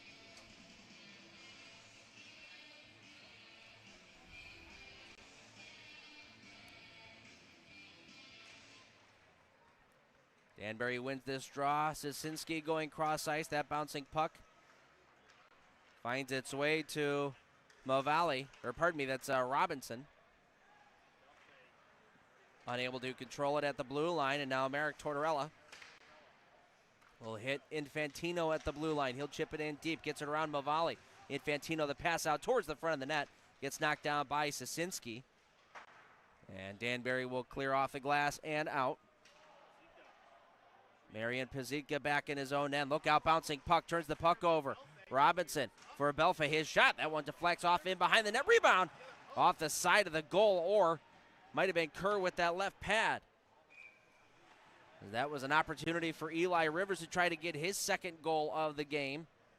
But Kerr with the left pad, lightning fast, able to get it to that post and deny the opportunity, and an icing call on Indiana to follow.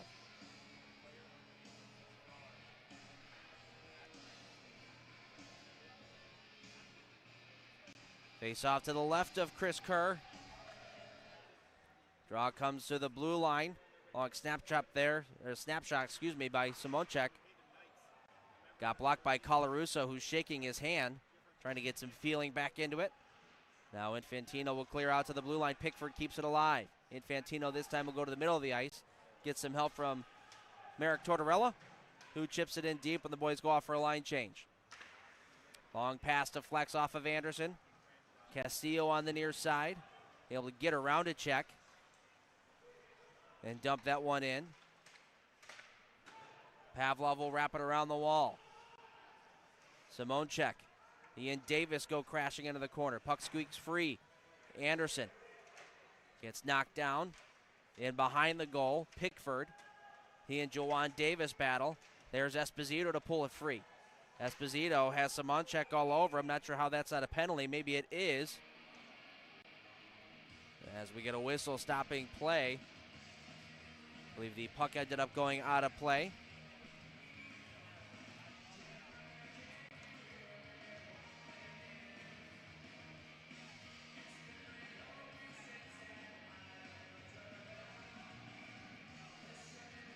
Face off going to the left-hand side of goaltender Kyle Penton. Castillo keeps us in at the point. The redirect on the way through. Getting a stick on that was Jakob Wolf, who's been all over it today. And it dribbles on goal to Kyle Penton, who hangs onto it. Face off again to his left. Off the draw. Cleared out to the neutral zone, but Zinchenko there to pick it right back up and turn it in. Zinchenko on the backhand. His first shot stopped the rebound. Castillo! Big save made there by Penton as Castillo had that puck right at the tops of the circles, let a snapper go. And Penton able to snap that one out of the air. Good rush once again by Bo Zinchenko on the backhand, able to throw that on goal. The big rebound bounded out to a waiting Matthew Castillo, who doesn't have any points here in his 6 games in a Sentinel sweater. He's more of a defensive-oriented defenseman, but right there jumping into the play and throwing one on goal. PV on the draw here against Robinson. Robinson wins it clean. Patrick's misfire on a pass, so doubling back, Sisinski will send it around the wall. Chipped out to the neutral zone where Legro, his dump in, hit his own man, Robinson. Now Robinson will enter over the blue line. Throw across ice for Belfay. His shot knocked down by Kerr, and the rebound picked up by Indiana. Here's Maximus Merrick Tortorella over the line. His snapshot stopped there. Awkward save by Penton. Looked like it took it off the shaft of his stick and went straight up into the air. Justin Mavali will dump it in deep. Picked up there by Panovanov behind his own goal. He looks over his options. Panovanov, his pass deflected up ahead by Esposito. He'll pick it back up in the neutral zone. Esposito over stick handled it. just as he got to the blue line, and it pops back out to center ice, where Colarusso and Pizzica will play catch. Pizzica dumps it in, deflects off of the linesman, and ends up going towards the goal, swiped away by Danbury. And Pickford will clear. Cross-ice pass onto the stick of Zach Desmarais. Desmarais, his pass out in front for Fennell. Was a little too hot to handle, and it wraps around the wall and ends up going back out to center ice. Simonchek will get it right back in as he chips it in deep. Colarusso gets in his way. Clearing attempt goes to Fennell. His slap shot comes up the glass and wraps out to center ice. Sosinski, the only man back for Danbury. Wolf after him. Cleared out to the neutral zone. Colarusso knocks it down. Zinchenko trying to push it forward. Lees kicking it free. Gets pushed into the walls. Zinchenko there to help out. Puck cut up in a couple of skates. Finally, Danbury pulls free. It's Mazuraichuk. His clearing attempt goes right to Lees, waiting up top. Lees had to roll off the end of his stick, and Sosinski will clear back out to center ice. Colarusso there to control as we approach the 5-minute mark into period number 3. Zinchenko on the far side will wire it on net. That's gloved down by Penton, and he will hang on to it. Shots now 27-22 in favor of Indiana here in the third.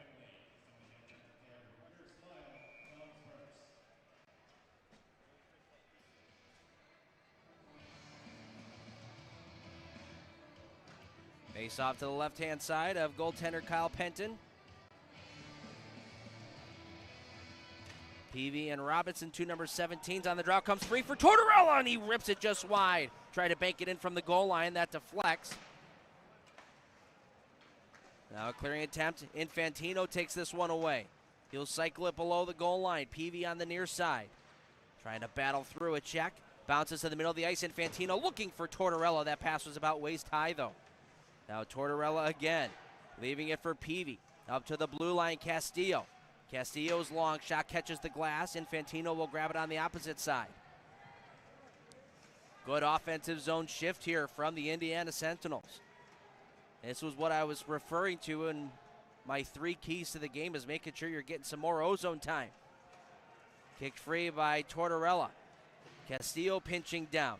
Keeps the play alive. He and Pickford battle. Merrick Tortorella trying to get in there as well. Finally, it squirts free, and Robinson will outlet it out to center ice. Waiting there is Eli Rivers. He'll find Belfay over the blue. Belfay, his snapshot. Anderson gets a stick in the lane, sends it out of play with 13:52 left to play in the third. We'll step aside. 2-2 is your score here in Danbury. You're watching the Indiana Sentinels on the Sentinels Hockey Network.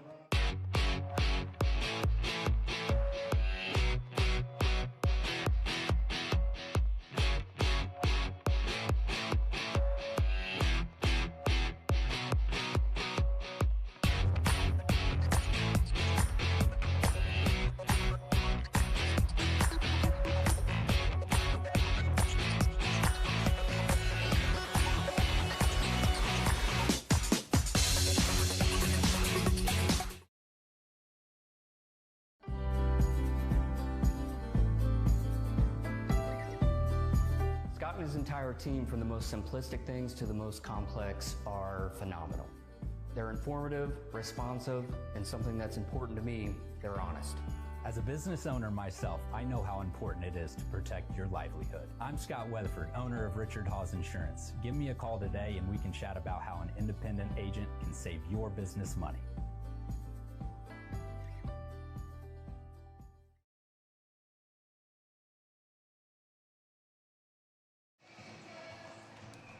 Back in Danbury, 2-2 is your score. Draw starting out inside the Indiana zone. They'll win the face-off. Panovanov there, trying to throw it up the wall, intercepted. There's a snapshot that goes up off the glass. It was ripped there by Rubtsov. Now Rubtsov will pull it free from a scrum. Ends up popping free. And Zinchenko over the line. Nice move, trying to get one on net. Sosinski gets in the way of that. And Mavalli will find Mazurajchuk. He can't clear, gets a little bit of help from Frandudo. Now a snapshot from Rubtsov, gets blockered by Kerr. And we're going to get a penalty now on the Danbury hat-tricks as going hard into the wall. Can't tell who that is back there, but one of the Sentinels went down in a heap. It looks like it's Romeo Terrain.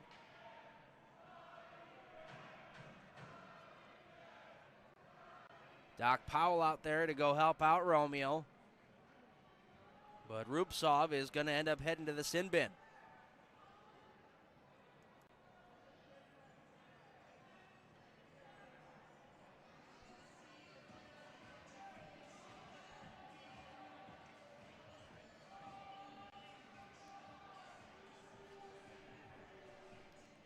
Was not really in a good spot to see exactly what had happened there.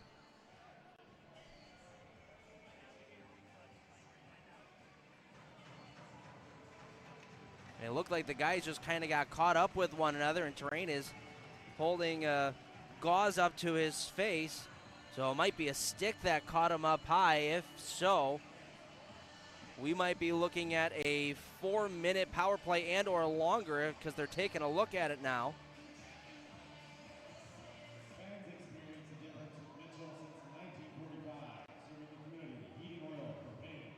We will wait and see.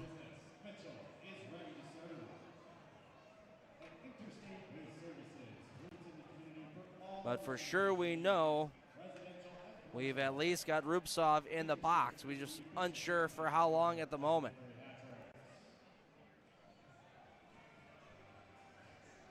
It did seem like there was blood on the ice.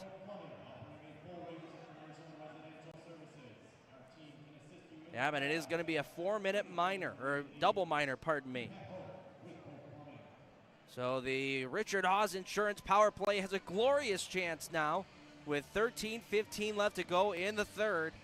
A double minor 4-minute power play for the Indiana Sentinels to try to chip away and pick up the lead here. They'll start out with the Wolf, Peavy, Esposito front unit with Colarusso and Merrick Tortorella on the back end. Off the draw, Danbury will control and clear it just out to center ice. Colarusso got a piece of it to knock it down. Now Blake Peavy from his own zone will throw a cross-ice feed to Esposito. He'll enter enemy territory and pull up, wrap it around the wall. There to pick it up is Wolf. He'll send it to Tortorella at the point. Across, Colarusso. He'll hold on to it, walk down the wall.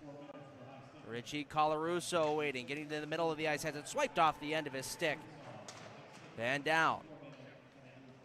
Colarusso trying to figure out a way to let go of that puck, was caught in a little bit of no man's land right in the middle of the ice, had it swiped off his stick. Now Zinchenko. He collides with Rivers in the neutral zone, but gets right back up again as there's a snapshot that catches the glass and wraps all the way around. Zinchenko there to pick it up. Bo Zinchenko leading the rush. Will enter on the far side, pull up in the corner. Bouncing puck, Lease. Curling away from a check. Jonas Lease out to the blue line. Pavlov there. Finding Panavanov. Back up top for Pavlov. Lease on the far side looking down low. Zinchenko cross ice for Panavanov, just a little out of the way. Now Lease has it. Snapping one. That one goes off the leg of Mavelli. Picked up by Jawan Davis. Across to Panavanov. He's got Zinchenko going to the front of the net. Try to get it there. Hits Sasinski on the way through. Kept alive, though, by the Sentinels. Pavlov holding on to it on the wall. Down low, Zinchenko. Back to Pavlov. Panavanov far side. He'll snap one, deflecting off of a leg and out of play. I believe once again Sasinski getting in the way of that with 2:14 left to go on the power play. 11:28 to go in the period. So good movement there from Indiana on the power play. Able to zip it around the offensive zone, get a couple shots towards the net. They get blocked. So next step here is try to find a way to get that puck through. Might even have to be an indirect shot, meaning shooting for a stick instead of trying to get the puck on goal, getting a redirect on net.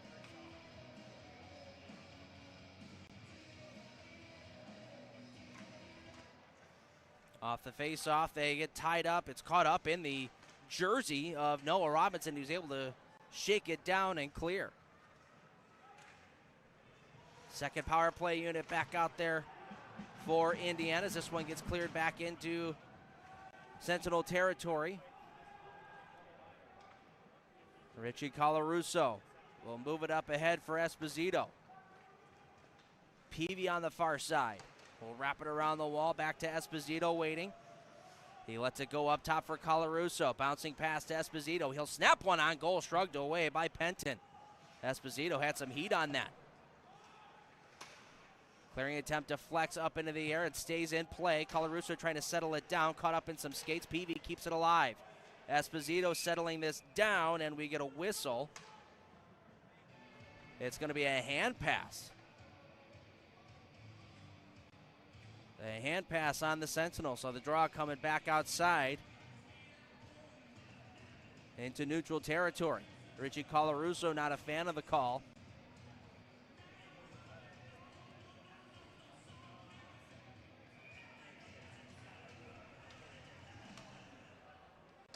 So that Lease, Zinchenko, and Davis power play unit now out there with Panovanov and Pavlov on the back end.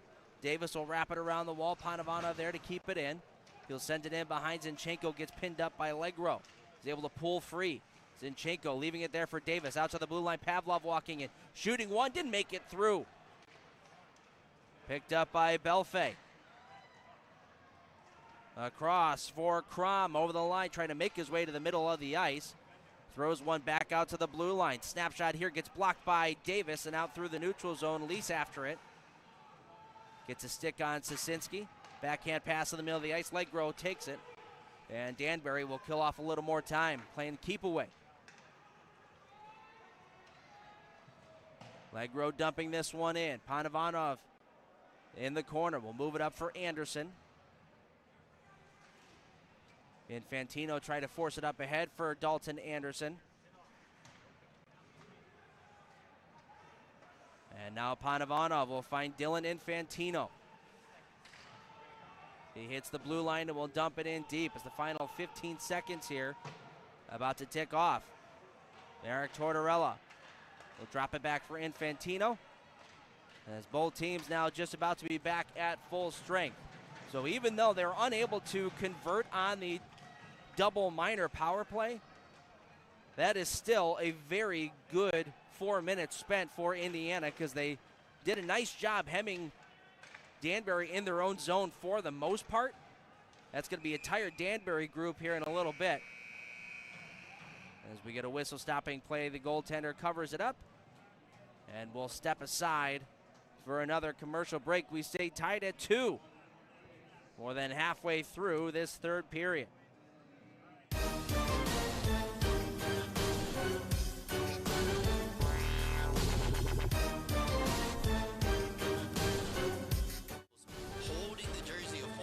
He didn't hop over the wall early for too many men.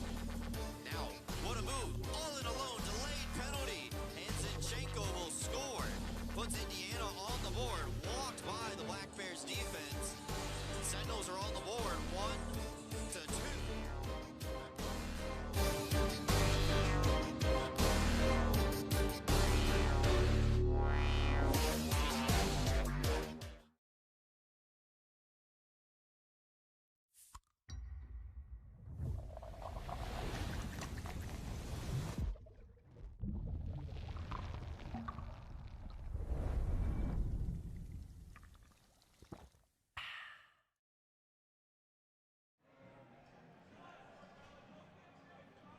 Two is your score.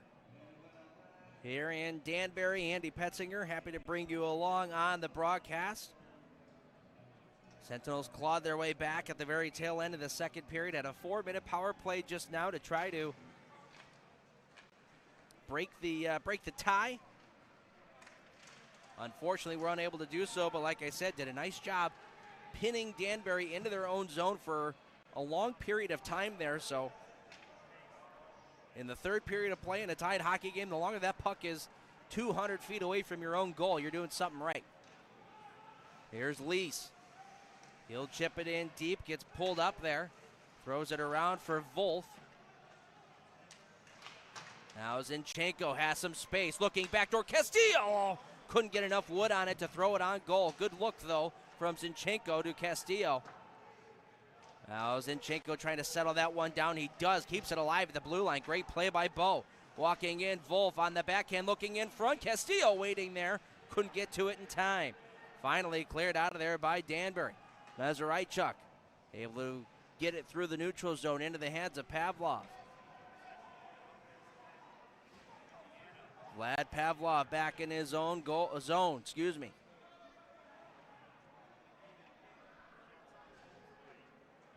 Move it along for Juwan Davis. His outlet pass for Esposito.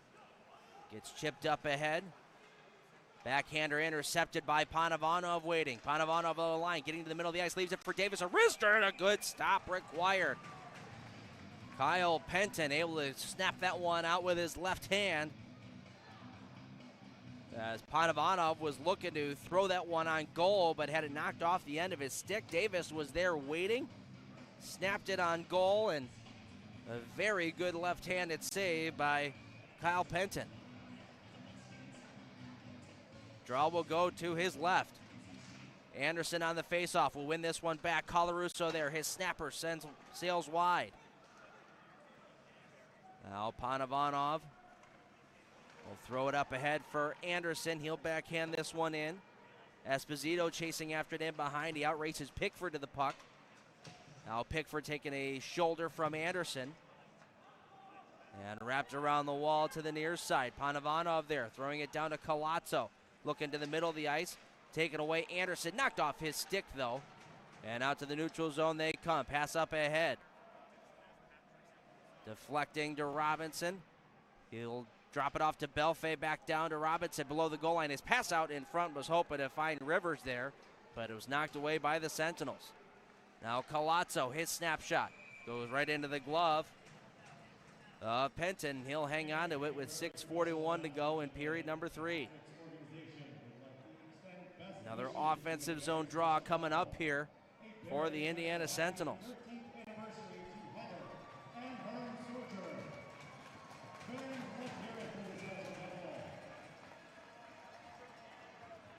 Shots 33 to 26. Here in the latter stages of the third period, Sentinels leading in that category. Peavy gets tied up on this faceoff. Sosinski pulls it free. And Danbury will throw it through the neutral zone. Comes all the way down. Icing waved off. Kerr will play it along to Pavlov on the far wall. Lake Peavy. Now Infantino. His cross-ice pass bouncing to Marek Tortorella. Takes a hit as he gets the puck in deep. Sosinski there after it behind his own net.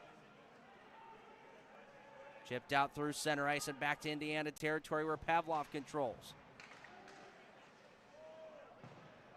Look out here as that bounced off the corner boards and went right to the front of the net. Both Kerr and Pavlov were in behind. Thankfully, Danbury had their players changing.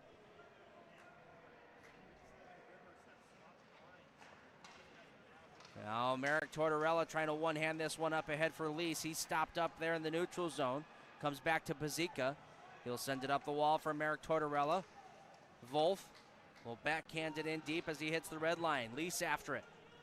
Fennell from in behind his own goal. Spinorama pass out to the neutral zone. Mazuraichuk will backhand it barely into Sentinels territory as Panovanov will now start back the other way. Panovanov pulled up by Pickford as there's going to be a penalty now on Indiana as Pickford comes up lame. Might have taken a stick up high. And the Sentinels now going to the penalty kill. Panovanov going to sit down.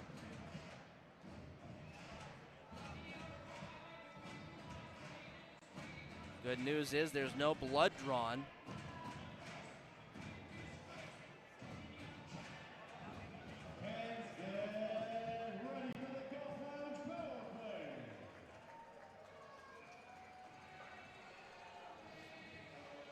So back again to the Powerade penalty kill. They are 3 for 3 today, and this being the most important one. Crum at the blue line, goes D to D. Rivers sending it down low, gets it right back.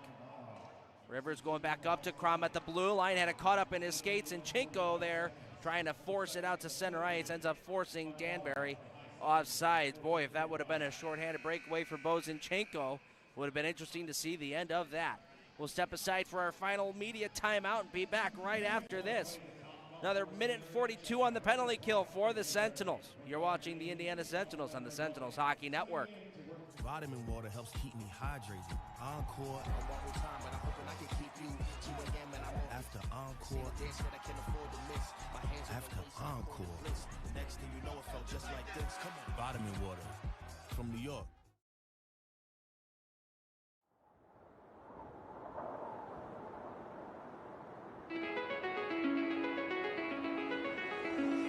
It's calling me.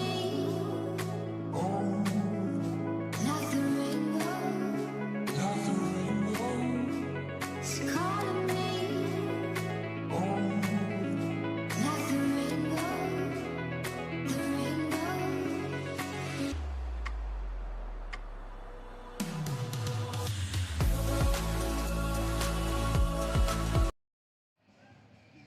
Welcome back to Danbury as the Indiana Sentinels have a minute and 42 left to kill off of their penalty.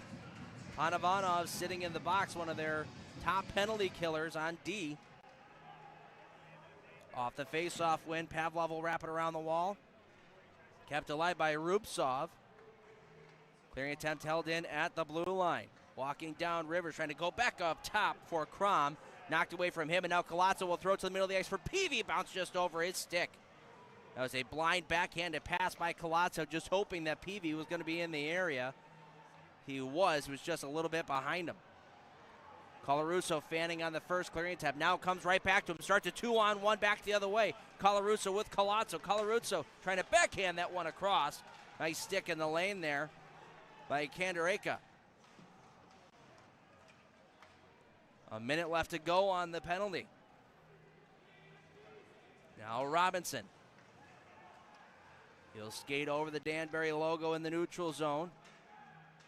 Gets past Pavlov, walking to the net, backdoor feed. That one deflected just off the leg of Belfay and wide. Wrapped around the wall. Held in Sasinski. His snapshot sails wide of the net, bounces off the wall. There's Lease. He'll send it down. Trying to catch the Sentinels in a line change. Penton sending this one all the way down. Icing waved off. Castillo wraps it around and out to center ice where Robinson will recollect. Picked up against Sasinski. Battling through Jakob Wolf. In behind the net, Castillo takes it away once more. Wraps it around the wall. Back out to center ice again. Final 5 seconds left of this penalty. Mazuraichuk in behind the net. Looking for a lane to pass this one to. Ends up going to the man just off the bench. Long shot here from Legro. Sails wide. As we are now back to full strength. 5-on-5. Big penalty kill there for Indiana. Fennell in the corner. Pass out in front. Deflects off of Kerr. And just out of the reach of Mazuraichuk, who was sniffing around the slot. Panavanov will flip this one all the way down. He was short of center when he did so. So it will be an icing call on Indiana.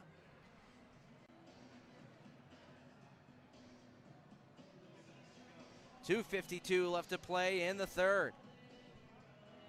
Big penalty kill there from the Indiana Sentinels.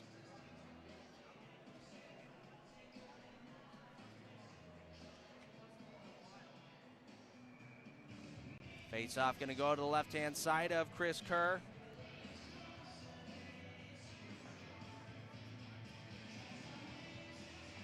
Off the draw, one back, Pickford.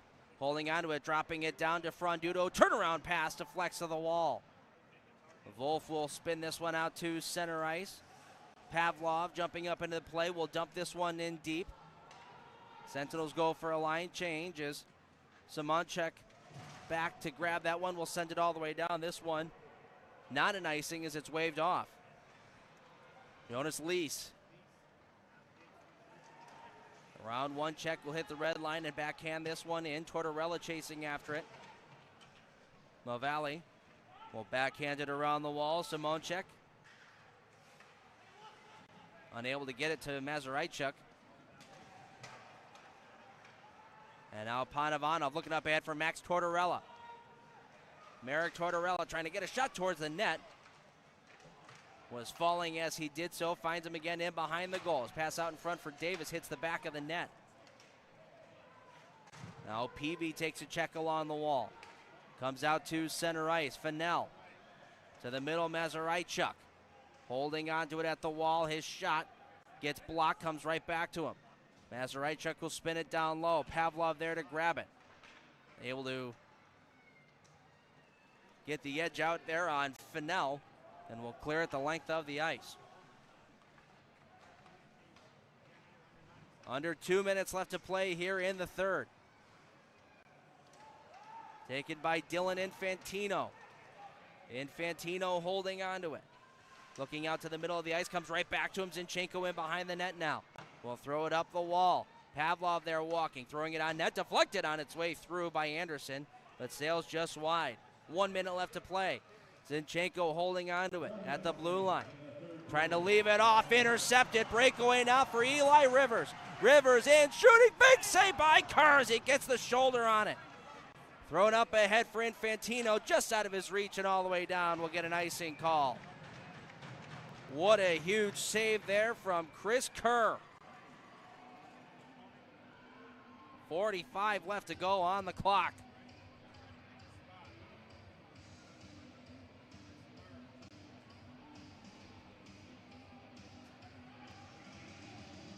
A breakaway from the red line in for Eli Rivers, who's already got a goal in today's game.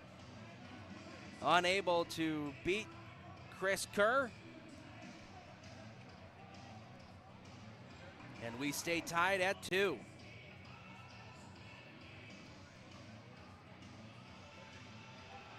Face off to the left-hand side of the Sentinels goaltender. Anderson on the draw against Robinson. Danbury will win it, but Infantino quick onto the play. Panavanov unable to clear that puck out. Comes back to Pavlov. He'll now outlet it to Infantino. He's got a lot of space. We'll take it through center ice. Gets stripped of it by Robinson as it goes back into Danbury territory. Long feed gets redirected in deep on net. Kerr will grab that and get another whistle stopping play.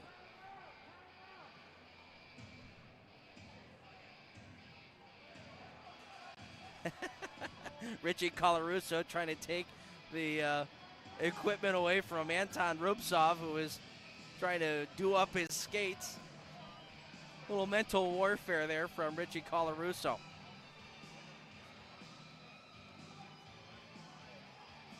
Important face-off here between Fennell and Jonas Lees. Lees gets kicked out. Esposito now. Draw gets won by Danbury, comes to Fennell, rolls off the end of his stick and will exit out to center ice. Fennell will dump it right back in. There to grab it is Pavlov. He's checked by Rubtsov, cleared out to the blue line. Held in, the wrist shot from Pickford, deflected just wide of the net. And that is how the third period will close.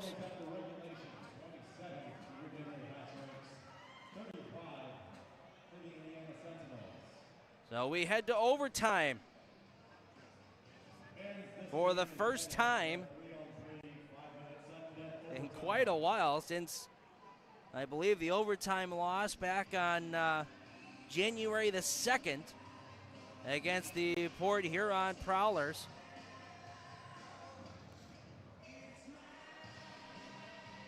In overtime hockey games this year, Indiana is 0 for 4 in the extra period. If they're able to get it to a shootout, they are 1-0 there. Meanwhile, Danbury 2-2 in the overtime period. They are 1-2 when it comes to the shootout. But we are through 60 minutes, and it's not nearly enough for these two teams. We'll give you a quick scoring recap, as it was Danbury to open it up with 3:40 left to play in the first period. Eli Rivers with the assist from Austin Belfay. Right place, right time for Rivers. Had Kerr swimming in the goal crease. Was able to power that one home. That's how the first period will come to a close. In the second, with 16:07 left to go, perfect shot from Austin Belfay. A purposeful shot off the pad of Kerr, bounced right to the slot where it was powered home by Greg Sosinski to make it 2-0. But Indiana would claw back with two quick goals at the very end of the period with 3:22 left to play. Bozinchenko on a beautiful feed from Jakob Wolf, able to redirect one on the backhand up into the upper corner, up over the glove of Kyle Penton to make it 2-1. And just before the period would close, Ethan Esposito, all thanks to Blake Peavy, keeping the puck in at the blue line, moved it along to Juwan Davis. Davis, a nice little feather pass across. And Esposito, a one-time missile, tied this game up. And that's where we stand through 60. Sentinels will start out with Jonas Lees, Marek Tortorella, and Pavlov on the back end. Meanwhile, Danbury will start out with Eli Rivers, Anton Rubtsov, and Greg Sosinski. And as always, the opening faceoff for overtime, so crucial. You want to get control of the puck, and the Sentinels do. Here's Marek Tortorella walking in, wiring one towards the net. Sosinski getting a leg on it. And it's picked right back up again by Eli Rivers. 1-on-2, Rivers trying to get around Pavlov. Pavlov, nice job stepping right into him with his shoulder. Giveaway, though, comes back to the blue line. Sosinski around the check of Lees, holding onto it. It's backdoor feed for Rivers, taken away, and Pavlov will start the rush back out. Lees trying to catch up with him. Lees driving to the net. Pavlov holding, throwing it for Lees. Big save made. The rebound lays loose in the crease. Then it goes to the goal line. The Sentinels put their hands up as if it's gone over, but the referee is waving it off as of right now. That was awful close. Pavlov has got both palms up.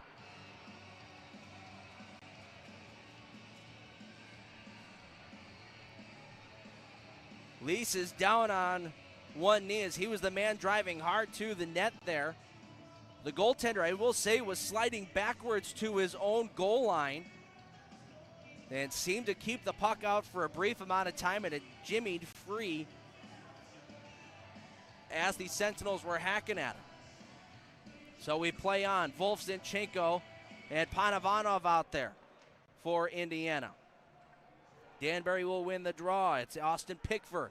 He'll move it up to Fennell. He gets bodied hard there by Panavanov. It's a garage sale. He lost his glove and his stick. Carried on by Austin Pickford, getting to the goal. Bouncing puck, Fennell. Dropping it to the blue line for Robinson. He'll snap one up off the glass. Bouncing puck, Wolf trying to snap at it. Now he'll hang on to it in behind his own net. Jakob Wolf will move it along to Panavanov. Ivan Panavanov over the blue line. Walking into the backhand, trying to get to the net. Rolled off the end of his stick. Had a chance to drive that one to the goal, but it just rolled off the end of his twig. Here comes Fennell looking in front. Big save by Kerr. Rebound. He got that one too. Two huge saves on Sosinski. Rebounds Zinchenko. Couldn't get that shot on net. Bounces to the corner. Sosinski there. Well, one-handed out to the neutral zone. Crom waiting. They'll drag it back and start moving through center ice. Hit the blue line. Pavlov throws a check on him, but he's still able to get it in deep. Does Crom. Now Allegro in the corner, battling with Ethan Esposito. 3 minutes left to go in overtime. Pavlov moving back so Belfay's not left all alone in the center of the ice. His puck still pinned up along the wall as Esposito stuck with Jackson Allegro. And typically you don't see the referee blow that down, but us being in an overtime period, he made sure that we get as much time as we possibly can. 2:51 left to go in the overtime period. Lees, Davis, and Pavlov out there now. Off the draw, Danbury will control. Thrown into the corner. Rubtsov after it. Battling through Pavlov. Still controlling, though. will bring it out towards the blue line and curl back. Rubtsov holding, dropping. Rivers had it knocked off his stick there by Lease. He'll move it up the wall for Davis. 2-on-1 with Pavlov if they hurry. Davis moving through center ice, dropping it to Pavlov on the backhand. Back for Davis, trying to swat it, and a good stop made by Penton. Davis down on his belly, swatting at that one. Now back is Anton Rubtsov. He has to curl back with Peavy, getting in close quarters. Drops it off to Fennell, getting to the middle of the ice. Knocked off his stick by Panovanov. Davis at the end of his shift, unable to get to it first. Sasinski now curling away from a check for Fennell. Trying to chip it around Peavy. Deflects off the linesman's leg, stays in the zone though. Sasinski carrying on, trying to kick that one towards the goal. And there's going to end up being a penalty here, I think, on Jawan Davis. Yep, Jawan Davis is going to end up going to the penalty box here. With 1:50 left to go in the overtime period.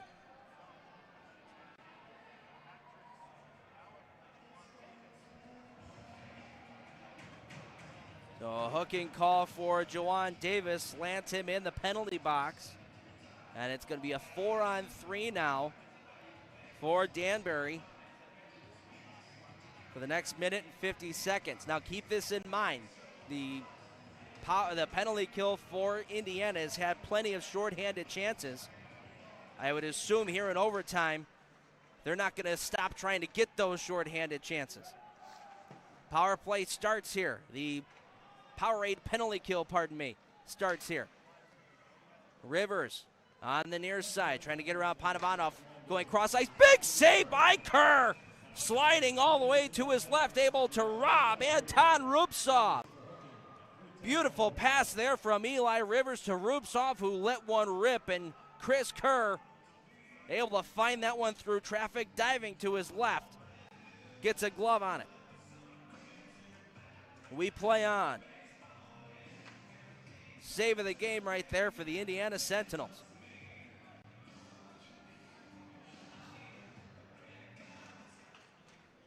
Off the face-off. Controlled. Rivers holding on to it, throwing it down low. Kerr able to swipe it away from the stick of Rubtsov. Or pardon me, that's Frondudo. Now Rivers, he's got Crom waiting. Crom the one-timer. Kerr the save, and he reels in the rebound.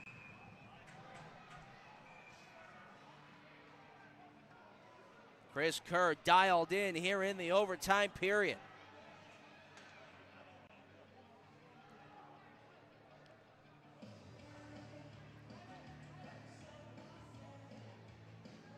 Four on three. There is a lot of space on the ice, so a very tough job for the penalty killing unit to try to keep things on the outsides and not allow passes through the middle of the ice. Face-off, won again by Danbury. They've won the last 3 in a row. Nearly coughed it up at the blue line, but they play on. Here's Rivers walking, shooting one. Pavlov blocked it. Now a broken stick leads to a chance the other way. Here's Bozinchenko. Bozinchenko around a check to the goal. Shooting one, and a big save made by Penton. Now back comes Danbury the other way. 3-on-1 they come. Robinson the trigger man. Cross ice pass in the skates. Now a 2-on-1 for Indiana. Zinchenko with Pazika. Zinchenko settling the puck down, holding onto it, shooting one that goes up off the glass. Wraps around the wall, and back and forth we go. 2-on-1 Danbury. Once again Robinson holding, shooting, and Kerr makes the save, laying down on top of it.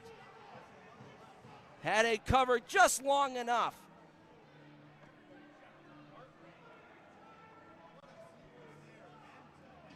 Tough bounce for Danbury. A broken stick leads to a 2-on-1 break. And the Indiana Sentinels getting more shorthanded chances, unable to convert.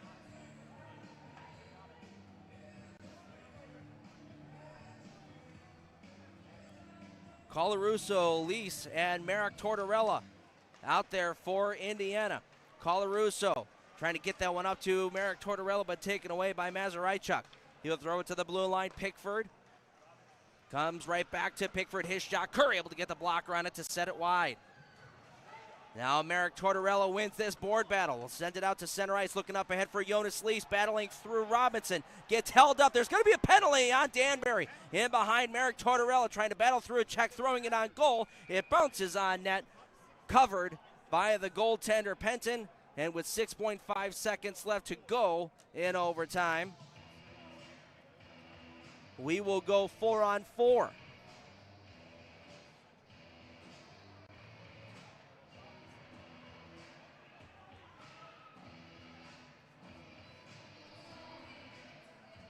Good hard work there by Jonas Lees to draw that penalty. And now an opportunity for the Sentinels to, off of a face-off win, set something up and throw a puck on net. They've got some time here, 6.5 on the clock.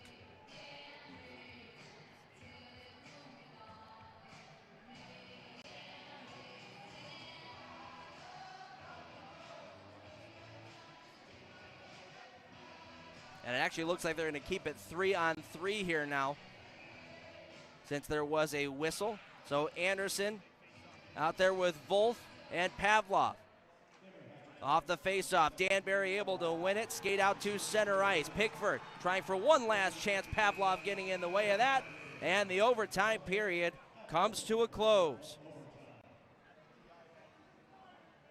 So that does it for 65 minutes of play. Now we go to the skills competition. Shootout we go. Like I said, the Sentinels, they are 1-0 in shootouts this season. They've only had one, and it was back in December against the Blue Ridge Bobcats, where Ethan Esposito was the hero there. Chris Kerr was also in net for that victory. Meanwhile, for Danbury, they are 1-2 in shootouts. And with Danbury being the home team, they get the opportunity to choose if they want to shoot first or second. And it looks like they're going to go first. They'll start out with Anton Rupsov, who's got 14 goals on the season. He's had 8 goals in 7 straight games, as here he comes down the wall. Comes in the middle of the ice, shooting one, and Kerr able to make the save.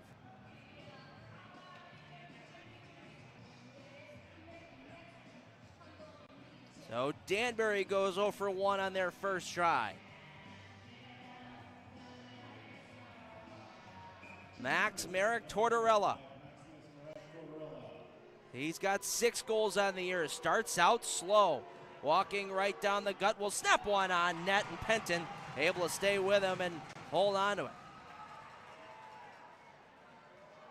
Something to think about here is the fact that there's 25 minutes of hockey played on this ice on top of, or 65 minutes of hockey played on this ice on top of 2 more games before that. So it's going to be a lot of snow. Here's Mazuraichuk coming into the forehand. Kerr, what a save! Chris Kerr looked like he was down and out, but was able to get it with his toe. What a save, Chris Kerr. Now Ethan Esposito, can he do it twice? Espo picks it up at the neutral zone, will bob and weave. Now to the near side, on the forehand, tried to go short side high. Blocker stopped by Kyle Penton. Boy, the way that these two goaltenders have played all game long, wouldn't be surprised if this was like a 20-round shootout.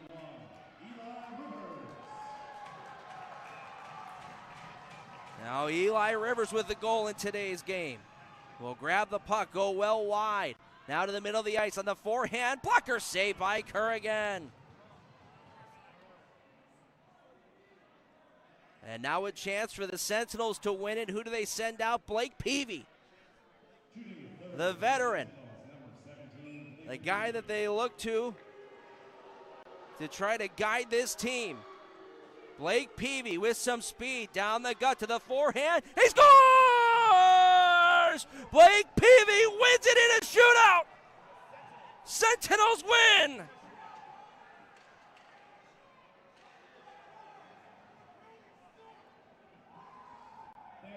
A 3-2 victory for Indiana.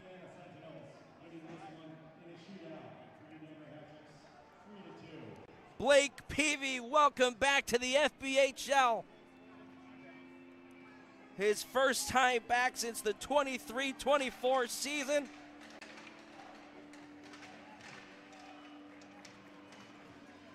Gets the game-winning shootout goal to give the Sentinels a 3-2 victory here on Friday night in Danbury. Welcome inside the Indiana Sentinels postgame show. It's a victorious postgame show for your Indiana Sentinels.